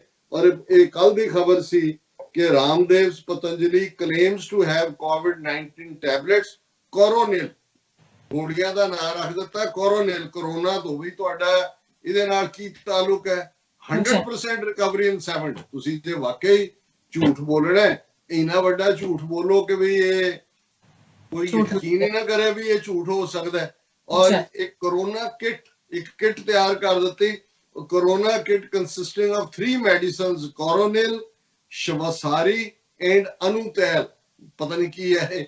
ਸੋ ਇਹ ਉਹਨੇ ਲਾਂਚ ਕਰ ਦਿੱਤਾ ਔਰ ਉਹਨੇ ਕਲੇਮ ਕੀਤਾ ਕਿ ਜੀ ਇਹਨੂੰ ਅਸੀਂ ਸਾਇੰਟੀਫਿਕਲੀ ਟੈਸਟ ਕੀਤਾ ਹੈ, ਇਹ ਕਿਉਰ ਹੈ। ਔਰ ਇਸ ਸਾਰੇ ਦੇ ਥੱਲੇ ਉਹਨੇ ਕਿਹਾ ਵੀ ਇਹ ਜਿਹੜੀਆਂ ਆਯੁਰਵੇਦ ਦੀਆਂ ਮੈਡੀਸਿਨਸ ਨੇ 100% ਫੇਵਰੇਬਲ ਰਿਜ਼ਲਟ ਨੇ, ਕਲੀਨਿਕਲ ਟ੍ਰਾਇਲ ਵੀ ਅਸੀਂ ਕਰ ਲਏ ਨੇ ਇਨਫੈਕਟਡ ਪੇਸ਼ੈਂਟਸ ਦੇ ਉੱਤੇ। ਸਿਰਫ ਜਿਹੜੇ ਲਾਈਫ ਸਪੋਰਟ ਵੈਂਟੀਲੇਟਰ ਵਗੈਰਾ ਤੇ ਨੇ ਉਹਨਾਂ 'ਚ ਘੱਟ ਅਸਰ ਹੈ। ਬਾਕੀ Patanjali first conducted A clinical case study and conducted clinical control trials following all protocols of drug discovery। ਤੁਸੀਂ ਦੇਖੋ ਦੁਨੀਆ 'ਚ 100 ਤੋਂ ਜ਼ਿਆਦਾ ਲੈਬਸ ਜਿਨ੍ਹਾਂ ਨੂੰ $multi-billion ਦੀ ਰਿਸਰਚ ਚੱਲ ਰਹੀ ਹੈ, ਉਹ ਅਜੇ ਤੱਕ ਵੈਕਸੀਨੇਸ਼ਨ ਦੇ ਨੇੜੇ ਨਹੀਂ ਪਹੁੰਚੇ। ਆਲਰੇਡੀ ਇੱਕ ਐਗਜ਼ਿਸਟਿੰਗ ਡਰਗ ਜਿਹੜੀ ਹੈ ਇੰਗਲੈਂਡ 'ਚ, ਉਹਨਾਂ ਨੇ ਉਹਨੂੰ ਇਫੈਕਟਿਵ ਮੰਨਿਆ ਕਿ ਭਾਈ ਜਿਹੜੇ 3rd ਸਟੇਜ ਤੱਕ ਪਹੁੰਚਦੇ ਨੇ ਉਹਦੇ ਤੋਂ 1/3 ਡੈਥ ਰੇਟ ਕੱਟ ਦਿੰਦਾ ਹੈ।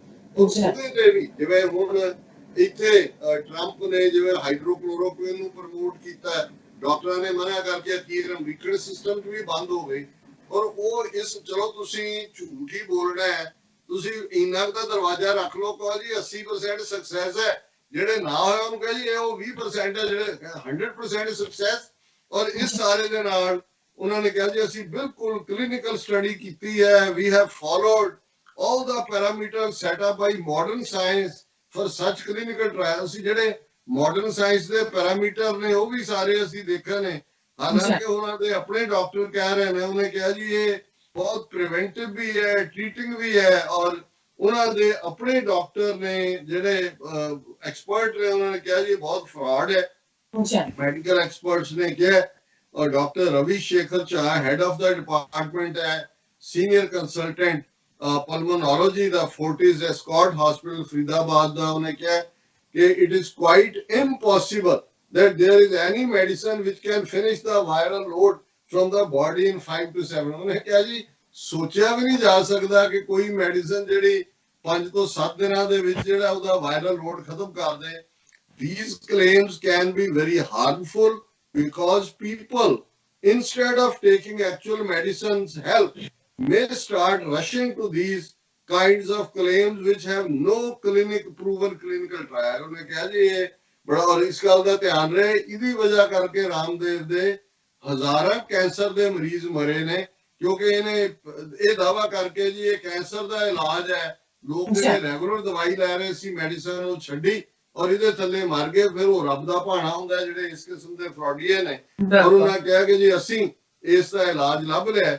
ਪਰ ਮੈਂ ਸਮਝਦਾ ਵੀ ਇਸ ਫਰਾਡ ਨੂੰ ਜਿਹੜਾ ਕਿ ਅਲਟੀਮੇਟਲੀ ਇਹਨਾਂ ਦਾ ਹੀ ਜਿਹੜਾ ਉਹ ਫਰਾਡ ਆਪ ਹੀ ਵੇਚਦੇ ਰਹੇ ਨੇ ਮੋਦੀ ਦੇ ਥੱਲੇ।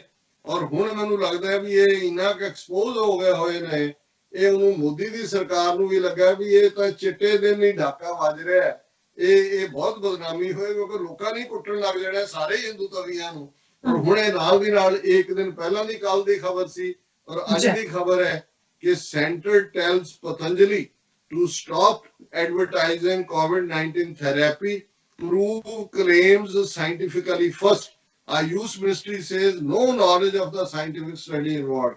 ਜਿਹੜੀ ਉਹਨਾਂ ਨੇ ਆਪਣੀ ਮਿਨਿਸਟਰੀ ਆਯੂਸ਼ ਦੀ ਬਣਾਈ ਹੋਈ ਹੈ, ਉਹਨਾਂ ਨੇ ਇਹਨਾਂ ਦਵਾਈਆਂ ਦੀ ਕਿੱਟ ਜਿਹੜੀ ਇਹ ਵੇਚ ਰਿਹਾ ਸੀ ਉਹਦੇ ਤੇ ਉਹਨਾਂ ਨੇ ਬੈਨ ਲਾ ਦਿੱਤਾ ਹੈ। ਉਹਨਾਂ ਨੇ ਕਿਹਾ ਕਿ ਭਾਈ ਇਹ ਜਿਹੜਾ ਬਿਲਕੁਲ ਇਹਨੇ ਕੋਈ ਪ੍ਰੂਵ ਨਹੀਂ ਕੀਤਾ ਹੈ, ਟ੍ਰਾਇਲ ਜਾਂ ਕੋਈ ਨਹੀਂ ਹੈ।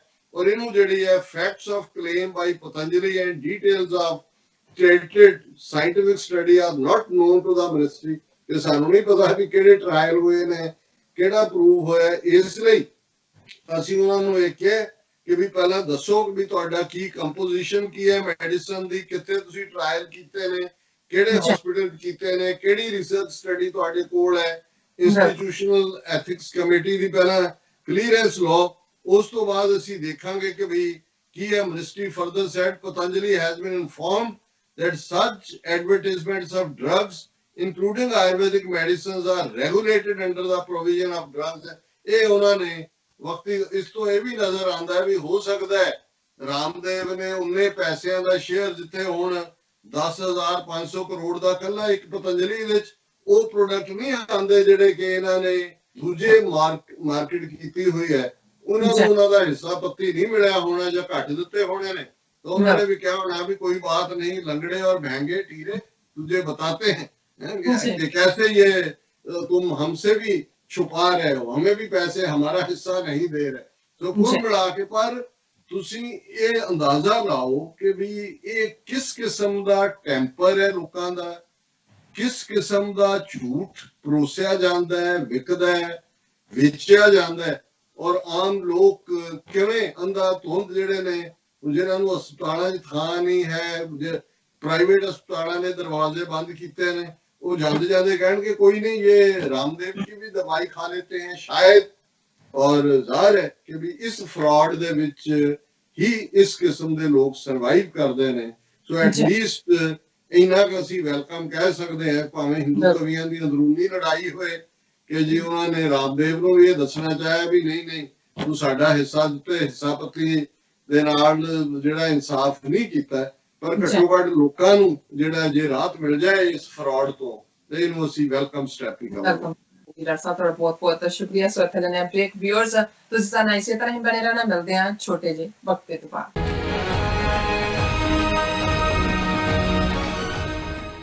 ਕੀ ਤੁਸੀਂ ਰੋਜ਼ਾਨਾ ਕੰਮ ਤੇ ਆਪਣਾ ਵਧੇਰੇ ਸਮਾਂ ਬਿਤਾਉਣ ਤੋਂ ਪਰੇਸ਼ਾਨ ਹੋ? ਆਪਣੀ ਪੂੰਜੀ ਨੂੰ ਕੰਮ ਤੇ ਲਗਾਓ, ਸਾਡੇ ਨਾਲ ਇਨਵੈਸਟ ਕਰੋ। ਅਸੀਂ ਤੁਹਾਡੀ ਪੂੰਜੀ ਤੋਂ ਤੁਹਾਡੇ ਲਈ ਵਧੇਰੇ ਪੈਸੇ ਬਣਾ ਸਕਦੇ ਹਾਂ।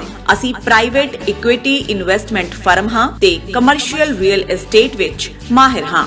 Property management, leasing, asset management, commercial real estate investment ਵਿੱਚ ਸਾਰੀਆਂ ਸੇਵਾਵਾਂ ਲਈ ਅਮਰੀਕਾ ਭਰ ਵਿੱਚੋਂ ਤੁਸੀਂ ਸਾਡੇ ਤੱਕ ਪਹੁੰਚ ਕਰ ਸਕਦੇ ਹੋ। ਆਜ਼ਾਦ ਕਮਰਸ਼ੀਅਲ ਰੀਅਲਟੀ ਸਰਵਿਸਿਜ਼ ਤੇ Azad family trust, 701 North Post Oak Road, Suite number 204, Houston, Texas. ਤੁਸੀਂ ਸਾਨੂੰ ਸਾਡੇ ਫੋਨ ਨੰਬਰ 7136861277 ਤੇ ਵੀ ਸੰਪਰਕ ਕਰ ਸਕਦੇ ਹੋ। ਆਜ਼ਾਦ ਕਮਰਸ਼ੀਅਲ ਰੀਅਲਟੀ ਸਰਵਿਸਿਜ਼।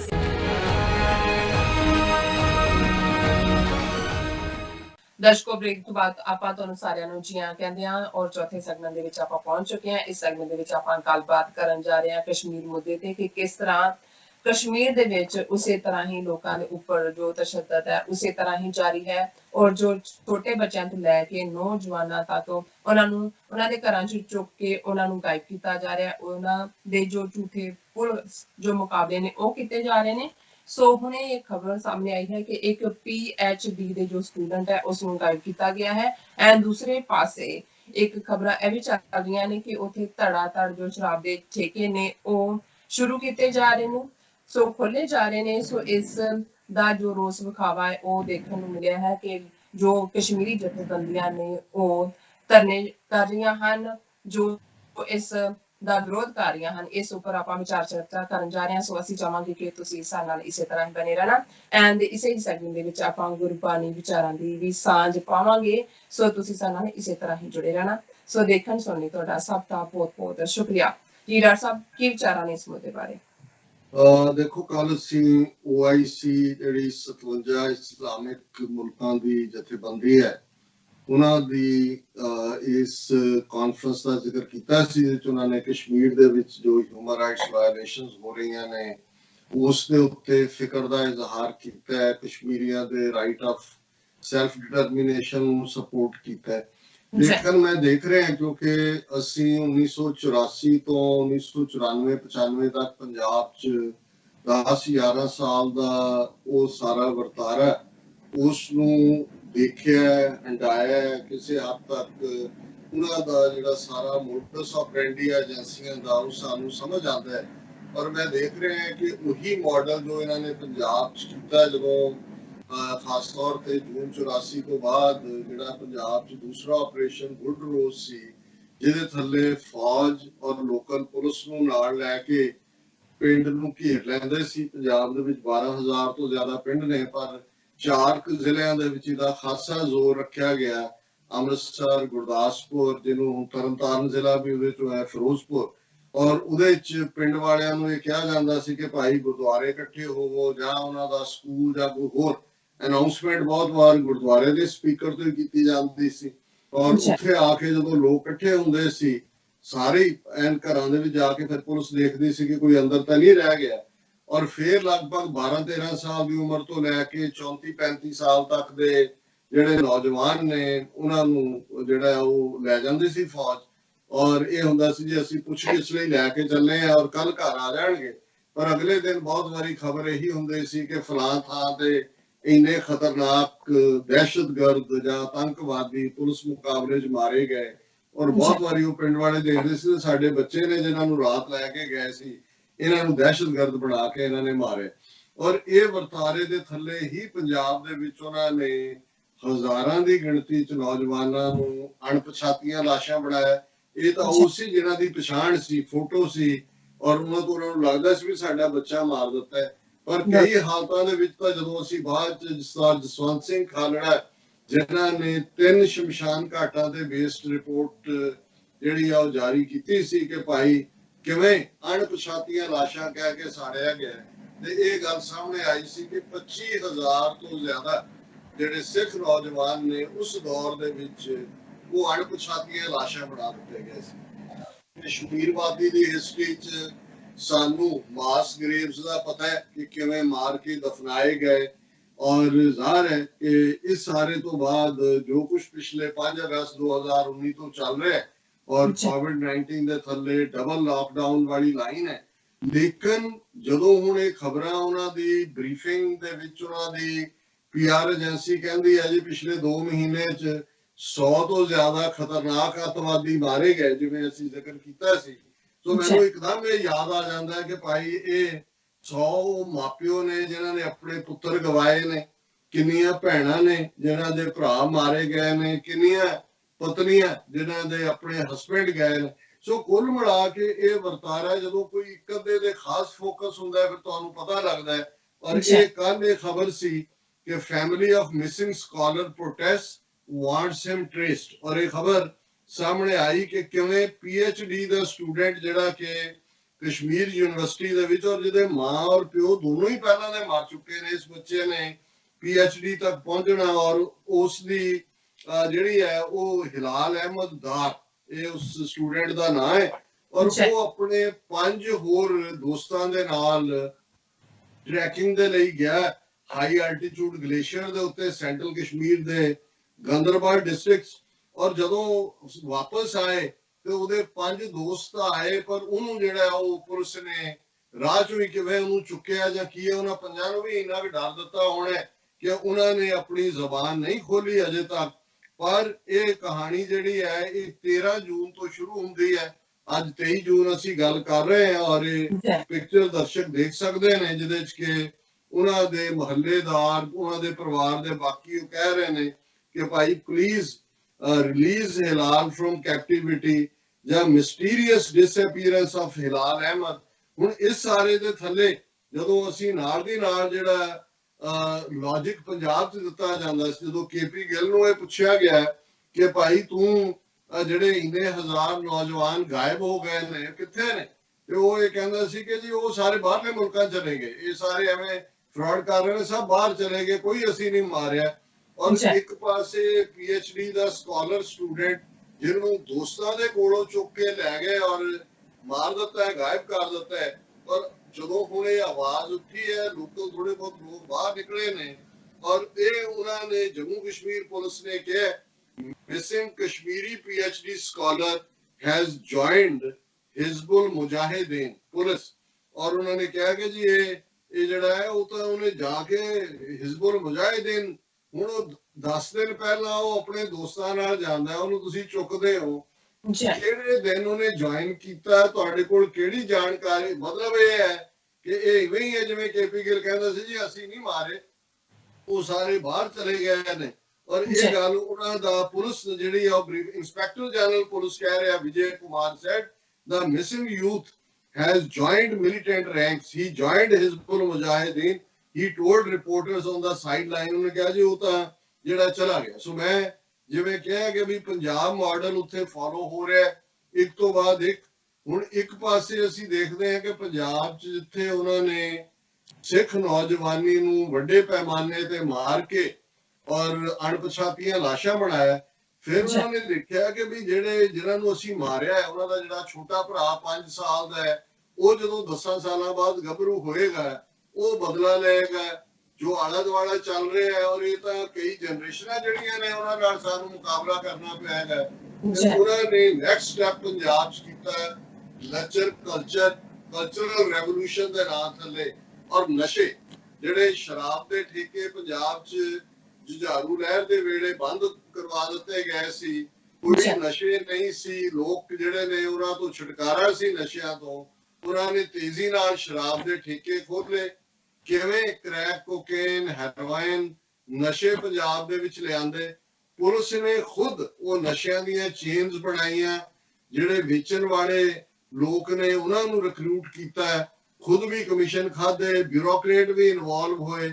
ਔਰ ਇੱਕ ਸਟੇਜ ਦੇ ਉੱਤੇ ਫਿਰ ਅੱਜ ਜਦੋਂ ਅਸੀਂ ਦੇਖਦੇ ਹਾਂ ਕਿ ਕਿਵੇਂ ਪੰਜਾਬ ਦੀ ਇੱਕ ਪੂਰੀ ਜਨਰੇਸ਼ਨ ਜਿਹੜੀ ਉਹਨਾਂ ਨੇ 1995 ਤੋਂ ਲੈ ਕੇ 2015-16 ਤੱਕ ਪਹੁੰਚਦੇ ਆ, ਜਿਹੜੀ ਜਨਰੇਸ਼ਨ ਨੇ ਅੱਗੋਂ ਲੜਨਾ ਸੀ ਉਹਨਾਂ ਨੇ ਨਸ਼ਈ ਬਣਾ ਦਿੱਤਾ ਤੇ ਜਿਹੜੇ ਉਹਨਾਂ ਤੋਂ ਅੱਗੇ ਆਏ ਉਹ ਮਾਪਿਓ ਨੇ ਬਾਹਰ ਕੱਢਣੇ ਸ਼ੁਰੂ ਕਰ ਦਿੱਤੇ, ਇਕੱਲੇ ਮੁੰਡੇ ਨਹੀਂ ਕੁੜੀਆਂ ਵੀ। ਕਿਉਂਕਿ ਪੰਜਾਬ ਦੇ ਵਿੱਚ ਇੱਕ ਸਟੇਜ ਤੇ ਡਾਟਾ ਪੰਜਾਬ ਦੀ ਹਕੂਮਤ ਨੇ ਬਾਦਲ ਦੇ ਵੇਲੇ ਹਾਈ ਕੋਰਟ ਦਿੱਤਾ ਸੀ ਕਿ 50 ਤੋਂ 60% ਹਾਈ ਸਕੂਲ ਜਾਣ ਵਾਲੇ ਮੁੰਡੇ ਨਸ਼ੇ ਕਰਦੇ ਨੇ ਔਰ 35 ਤੋਂ 40% ਕੁੜੀਆਂ ਹਾਈ ਸਕੂਲ ਹੋਣਗੇ। ਅਸੀਂ ਆਪਣੇ ਕਲਚਰ 'ਚ ਸੋਚ ਵੀ ਨਹੀਂ ਸਕਦੇ ਸੀ, ਲੇਕਿਨ ਉਹਨਾਂ ਨੇ ਮੁਮਕਿਨ ਕੀਤਾ। ਔਰ ਇਹੀ ਇੱਕ ਪਾਸੇ ਨੌਜਵਾਨ ਗਾਇਬ ਕਰਨ ਦਾ ਮਾਡਲ ਇੰਪਲੀਮੈਂਟ ਹੋ ਰਿਹਾ ਹੈ, ਦੂਸਰੇ ਪਾਸੇ ਸ਼ਰਾਬ ਦੇ ਠੇਕੇ। ਔਰ ਇਹ ਖਬਰ ਵੀ ਉਸੇ ਹੀ ਸੈਕਸ਼ਨ ਦੇ ਵਿੱਚ ਲੱਗਦੀ ਹੈ ਕਿ Muslim religious bodies warn against opening of liquor vends, ਕਿ ਮੁਸਲਮਾਨਾਂ ਦੀ ਕਸ਼ਮੀਰ ਦੀਆਂ ਜਿਹੜੀਆਂ ਮੁਸਲਮਾਨ ਜਥੇਬੰਦੀਆਂ ਨੇ, ਮਜਲਿਸੇ ਉਲਮਾ, ਉਹਨਾਂ ਨੇ ਇਹ ਵਾਰਨਿੰਗ ਦਿੱਤੀ ਹੈ। ਔਰ ਇਹ ਕਿਉਂਕਿ ਇਹ ਖਬਰ ਸਾਹਮਣੇ ਆਈ ਹੈ ਕਿ ਗਵਰਨਮੈਂਟ ਨੇ ਆਰਡਰ ਕੀਤਾ ਹੈ ਸ਼ਰਾਬ ਦੇ ਠੇਕੇ ਖੋਲਣ ਦਾ। The Excise Department, as per an order dated June 24, 2020, ਜਿਹੜਾ ਲਾਗੂ ਕੱਲ ਤੋਂ ਹੋਣਾ ਹੈ, ਉਹਦੇ ਥੱਲੇ ਇਹ ਹੈ ਕਿ has identified 183 new locations, 116 in Jammu and 67 in Kashmir Valley for the sale of liquor. ਹੁਣ ਕਿਉਂਕਿ ਫੌਜ ਦਾ ਕੰਟਰੋਲ ਹੈ, ਆਰਡੀਨੈਂਸ ਦੇ ਨਾਲ ਹਕੂਮਤ ਰਨ ਹੋ ਰਹੀ ਹੈ, ਉਹਨਾਂ ਨੇ ਕਿਹਾ ਜੀ 116 ਜੰਮੂ ਦੇ ਵਿੱਚ ਔਰ 67 ਕਸ਼ਮੀਰ ਵੈਲੀ ਦੇ ਵਿੱਚ ਉਹਨਾਂ ਨੇ ਥਾਂ ਚੁਣੇ ਨੇ ਜਿੱਥੇ ਕਿ ਸ਼ਰਾਬ ਦੇ ਠੇਕੇ ਖੋਲਣੇ ਨੇ। ਔਰ ਜੰਮੂ ਕਸ਼ਮੀਰ ਦੇ ਵਿੱਚ 1991 ਤੋਂ ਬਾਅਦ ਜਦੋਂ ਮੂਵਮੈਂਟ ਚੱਲੀ ਹੈ, ਪਿਛਲੇ 30 ਸਾਲ ਨਸ਼ਾ ਨਾਂ ਦੀ ਕੋਈ ਚੀਜ਼ ਨਹੀਂ ਸੀ, ਹੁਣ ਇੱਕ ਪਾਸੇ ਉਹੀ ਪੰਜਾਬ ਮਾਡਲ ਨੌਜਵਾਨਾਂ ਨੂੰ ਮਾਰ ਰਹੇ ਨੇ, ਦੂਸਰੇ ਪਾਸੇ ਸ਼ਰਾਬ ਦੇ ਠੇਕੇ ਖੋਲੇ ਜਾ ਰਹੇ ਨੇ। ਔਰ ਇਸ ਦੇ ਉੱਤੇ ਹੀ ਈਵਨ ਮੀਰਵਾਇਜ਼ ਉਮਰ ਫਾਰੂਕ ਜਿਹੜੇ ਹੁਰੀਅਤ ਕਾਨਫਰੰਸ ਦੇ ਮੋਡਰੇਟ ਲੀਡਰ ਨੇ, ਉਹਨਾਂ ਨੇ ਔਰ ਬਾਕੀ ਜਥੇਬੰਦੀਆਂ ਨੇ ਸਟੇਟਮੈਂਟਸ ਕਿਹਾ ਕਿ any move by the administration to open liquor shops across the length and breadth of the valley will not be allowed. It will be opposed and resisted. ਕਿ ਵੀ ਅਸੀਂ ਇਹਨੂੰ, ਔਰ ਜਦੋਂ ਅਪੋਜ਼ ਕਰਨਗੇ ਉਹਨਾਂ ਨੂੰ ਵੀ ਮਾਰਨਗੇ ਅੱਤਵਾਦੀ ਕਹਿ ਕੇ ਕਿ ਜੀ ਦੇਖੋ ਇਹ ਸਰਕਾਰ ਦੇ ਕੰਮ 'ਚ ਵਿਘਨ ਪਾ ਰਹੇ ਨੇ। ਔਰ ਉਹਦੇ 'ਚ ਉਹਨਾਂ ਨੇ ਕਿਹਾ ਕਿ ਵੀ it is mollified that this government in the midst of global pandemic, when all energies are focused on fighting it, is busy bringing ordinances and rules to change the demography of the Muslim majority state. By issuing such orders, the government is hurting our religious sentiment. ਕਿ ਇੱਕ ਪਾਸੇ ਡੈਮੋਗ੍ਰਾਫਿਕਸ ਬਦਲ ਰਹੇ ਨੇ, ਜਿਹੜੇ ਠੇਕੇ ਖੋਲਣਗੇ ਉੱਥੇ ਹਿੰਦੂਆਂ ਨੂੰ ਲਿਆ ਕੇ ਬਿਠਾਣਗੇ, ਕਸ਼ਮੀਰੀ ਯੂਥ ਨੂੰ ਜਿਹੜਾ ਉਹ ਨਸ਼ਈ ਬਣਾਣਗੇ, ਨਾਲ ਦੀ ਨਾਲ ਜਿਹੜਾ ਮਜ਼ਹਬੀ ਤੌਰ ਦੇ ਉੱਤੇ ਇਸ ਕਿਸਮ ਦਾ ਵਰਤਾਰਾ ਜ਼ਾਹਰ ਹੈ ਪੰਜਾਬ ਤੋਂ ਉਹਨਾਂ ਨੇ ਸ਼ਰਾਬੀ ਬਣਾ ਦਿੱਤਾ ਹੈ। ਇਹੀ ਲਾਈਨ ਜਿਹੜੀ ਆ ਕਸ਼ਮੀਰ 'ਚ ਵੀ ਕਰਨਾ ਚਾਹੁੰਦੇ ਨੇ। ਸੋ ਕੁੱਲ ਮਿਲਾ ਕੇ ਇਹ ਹੁੰਦਾ ਜਦੋਂ ਅਸੀਂ ਇਹ ਕਹਿੰਦੇ ਆ ਕਿ ਭਾਈ ਇਹ ਸਾਰੇ ਮੋਸਾਦ ਦੇ ਮਾਡਲ ਜੋ ਉਹਨਾਂ ਨੇ ਫਲਸਤੀਨੀਆਂ ਨਾਲ ਕੀਤਾ, ਉਹੀ ਮਾਡਲ ਪੰਜਾਬ ਦੇ ਵਿੱਚ ਉਹਨਾਂ ਨੇ ਕਿਵੇਂ ਡੈਮੋਗ੍ਰਾਫਿਕਸ ਬਦਲਣ ਦੀ ਕੋਸ਼ਿਸ਼, ਨਸ਼ਈ ਬਣਾਉਣ ਦੀ ਲਾਈਨ, ਨੌਜਵਾਨੀ ਦਾ ਘਾਣ, ਔਰ ਉਹੀ ਕਸ਼ਮੀਰ ਦੇ ਵਿੱਚ ਵੀ ਕੀਤਾ ਜਾ ਰਿਹਾ ਹੈ। ਅਸੀਂ ਸਮਝਦੇ ਹਾਂ ਵੀ ਕਸ਼ਮੀਰੀ ਜਥੇਬੰਦੀਆਂ ਨੇ ਬਿਲਕੁਲ ਠੀਕ ਸਟੈਂਡ ਲਿਆ ਇਸ ਦੇ ਉੱਤੇ। ਇਹਨੂੰ ਕਹਿੰਦੇ ਨੇ nip the evil in the but, ਇਹ ਜਿਹੜੀ ਬੁਰਾਈ ਹੈ ਇਹ ਜੰਮਦਿਆਂ ਹੀ ਜਦੋਂ ਹੈ ਇਸ ਨੂੰ ਕ੍ਰਸ਼ ਕਰ ਦੇਣਾ ਚਾਹੀਦਾ ਹੈ। ਅਦਰਵਾਈਜ਼ ਜੋ ਪੰਜਾਬ ਦੀ ਜਵਾਨੀ ਦਾ ਹਾਲ ਨਸ਼ਿਆਂ ਦੀ ਗੁਲਾਮੀ 'ਚ ਹੈ, ਇਹੀ ਕੁਝ ਕਸ਼ਮੀਰ 'ਚ ਹੋਏਗਾ। ਔਰ ਸੈਗਮੈਂਟ ਨੂੰ ਕਲੋਜ਼ ਕਰਨ ਤੋਂ ਪਹਿਲਾਂ ਅਸੀਂ ਜਿਵੇਂ ਰੂਹਾਨੀਅਤ ਦੇ ਇਸ ਸੈਗਮੈਂਟ ਦੇ ਵਿੱਚ ਬਾਬਾ ਫਰੀਦ ਗੰਜ ਸ਼ੱਕਰ ਉਹਨਾਂ ਦੇ ਸ਼ਲੋਕਾਂ ਦੇ ਵਿਚਾਰ ਕਰਦੇ। ਅੱਜ ਜਿਹੜੇ 2 ਸ਼ਲੋਕ ਅਸੀਂ ਵਿਚਾਰ ਦੇ ਲਈ ਚੁਣੇ ਨੇ, ਸ਼ਲੋਕ ਨੰਬਰ 28 ਔਰ 29, ਇਹ ਦੋਨੋਂ ਕਿਰਤ ਜਿਹਨੂੰ ਰਿਜ਼ਕੇ ਹਲਾਲ ਕਹਿੰਦੇ ਨੇ, ਉਸ ਦੇ ਉੱਤੇ ਫੋਕਸ ਕਰਦੇ ਨੇ ਕਿ ਕਿਵੇਂ ਆਪਣੀ ਕਿਰਤ ਕਮਾਈ ਦੇ ਨਾਲ ਜਿਹੜਾ ਤੁਸੀਂ ਹਲਾਲ ਦੀ ਹੱਕ ਹਲਾਲ ਦੀ ਕਮਾਈ ਹੈ ਉਸ ਦੇ ਉੱਤੇ ਜਿਹੜਾ ਆਪਣੇ ਆਪ ਨੂੰ ਖੁਸ਼ ਰੱਖੋ, ਸੰਤੋਖ ਰੱਖੋ। ਦੂਸਰੇ ਲੋਕ ਜਿਹੜੇ ਬੇਈਮਾਨੀ ਦੇ ਨਾਲ, ਗਲਤ ਤਰੀਕਿਆਂ ਦੇ ਨਾਲ ਕਮਾਈ ਕਰਕੇ ਭਾਵੇਂ ਉਹਨਾਂ ਦੀਆਂ ਜ਼ਿੰਦਗੀਆਂ ਬਾਹਰੋਂ ਦੇਖਣ ਨੂੰ ਲੱਗਦਾ ਹੋਏ ਕਿ ਵੱਡਾ ਘਰ ਹੈ, ਵੱਡੀਆਂ ਗੱਡੀਆਂ ਨੇ, ਬੜੀ ਆਸ਼ੀ ਕਰਦੇ ਨੇ, ਲੇਕਿਨ ਅਲਟੀਮੇਟਲੀ ਉਹ ਅਕਾਊਂਟੇਬਲ ਹੋਣਗੇ। ਹਰਾਮ ਦੀ ਕਮਾਈ ਗਾਲ ਦਿੰਦੀ ਹੈ ਟੱਬਰਾਂ ਨੂੰ ਵੀ। ਔਰ ਮੈਂ ਤਾਂ ਬਹੁਤ ਸਾਰੇ ਹਾਲਤਾਂ 'ਚ ਦੇਖਿਆ, ਇੱਕ ਜਨਰੇਸ਼ਨ ਤੇ ਦੂਜੀ ਤੱਕ ਪਹੁੰਚਦੇ ਆ ਕੀ ਹਾਲ ਹੁੰਦਾ ਹੈ, ਤੀਸਰੀ ਤੱਕ ਪਹੁੰਚਦੇ ਆ ਕੀ ਹੁੰਦਾ ਹੈ। ਫਿਰ ਬੇਈਮਾਨੀ ਕਰਨ ਵਾਲੇ ਜਿਹਨੂੰ ਕਹਿੰਦੇ ਢਿੱਡ 'ਚ ਕਸੁੰਨ ਦੇ ਕੇ ਰੋਂਦੇ ਨੇ। ਔਰ ਇਹੀ ਬਾਬਾ ਫਰੀਦ ਜਿਹੜਾ ਉਹਨਾਂ ਦਾ ਪਹਿਲਾ ਸ਼ਲੋਕ ਹੈ, ਫਰੀਦਾ ਰੋਟੀ ਮੇਰੀ ਕਾਟ ਕੀ, ਲਾਵਣ ਮੇਰੀ ਭੁੱਖ, ਜਿਨ੍ਹਾਂ ਖਾਦੀ ਚੋਪੜੀ ਘਣੇ ਸਹਿਣਗੇ ਦੁੱਖ।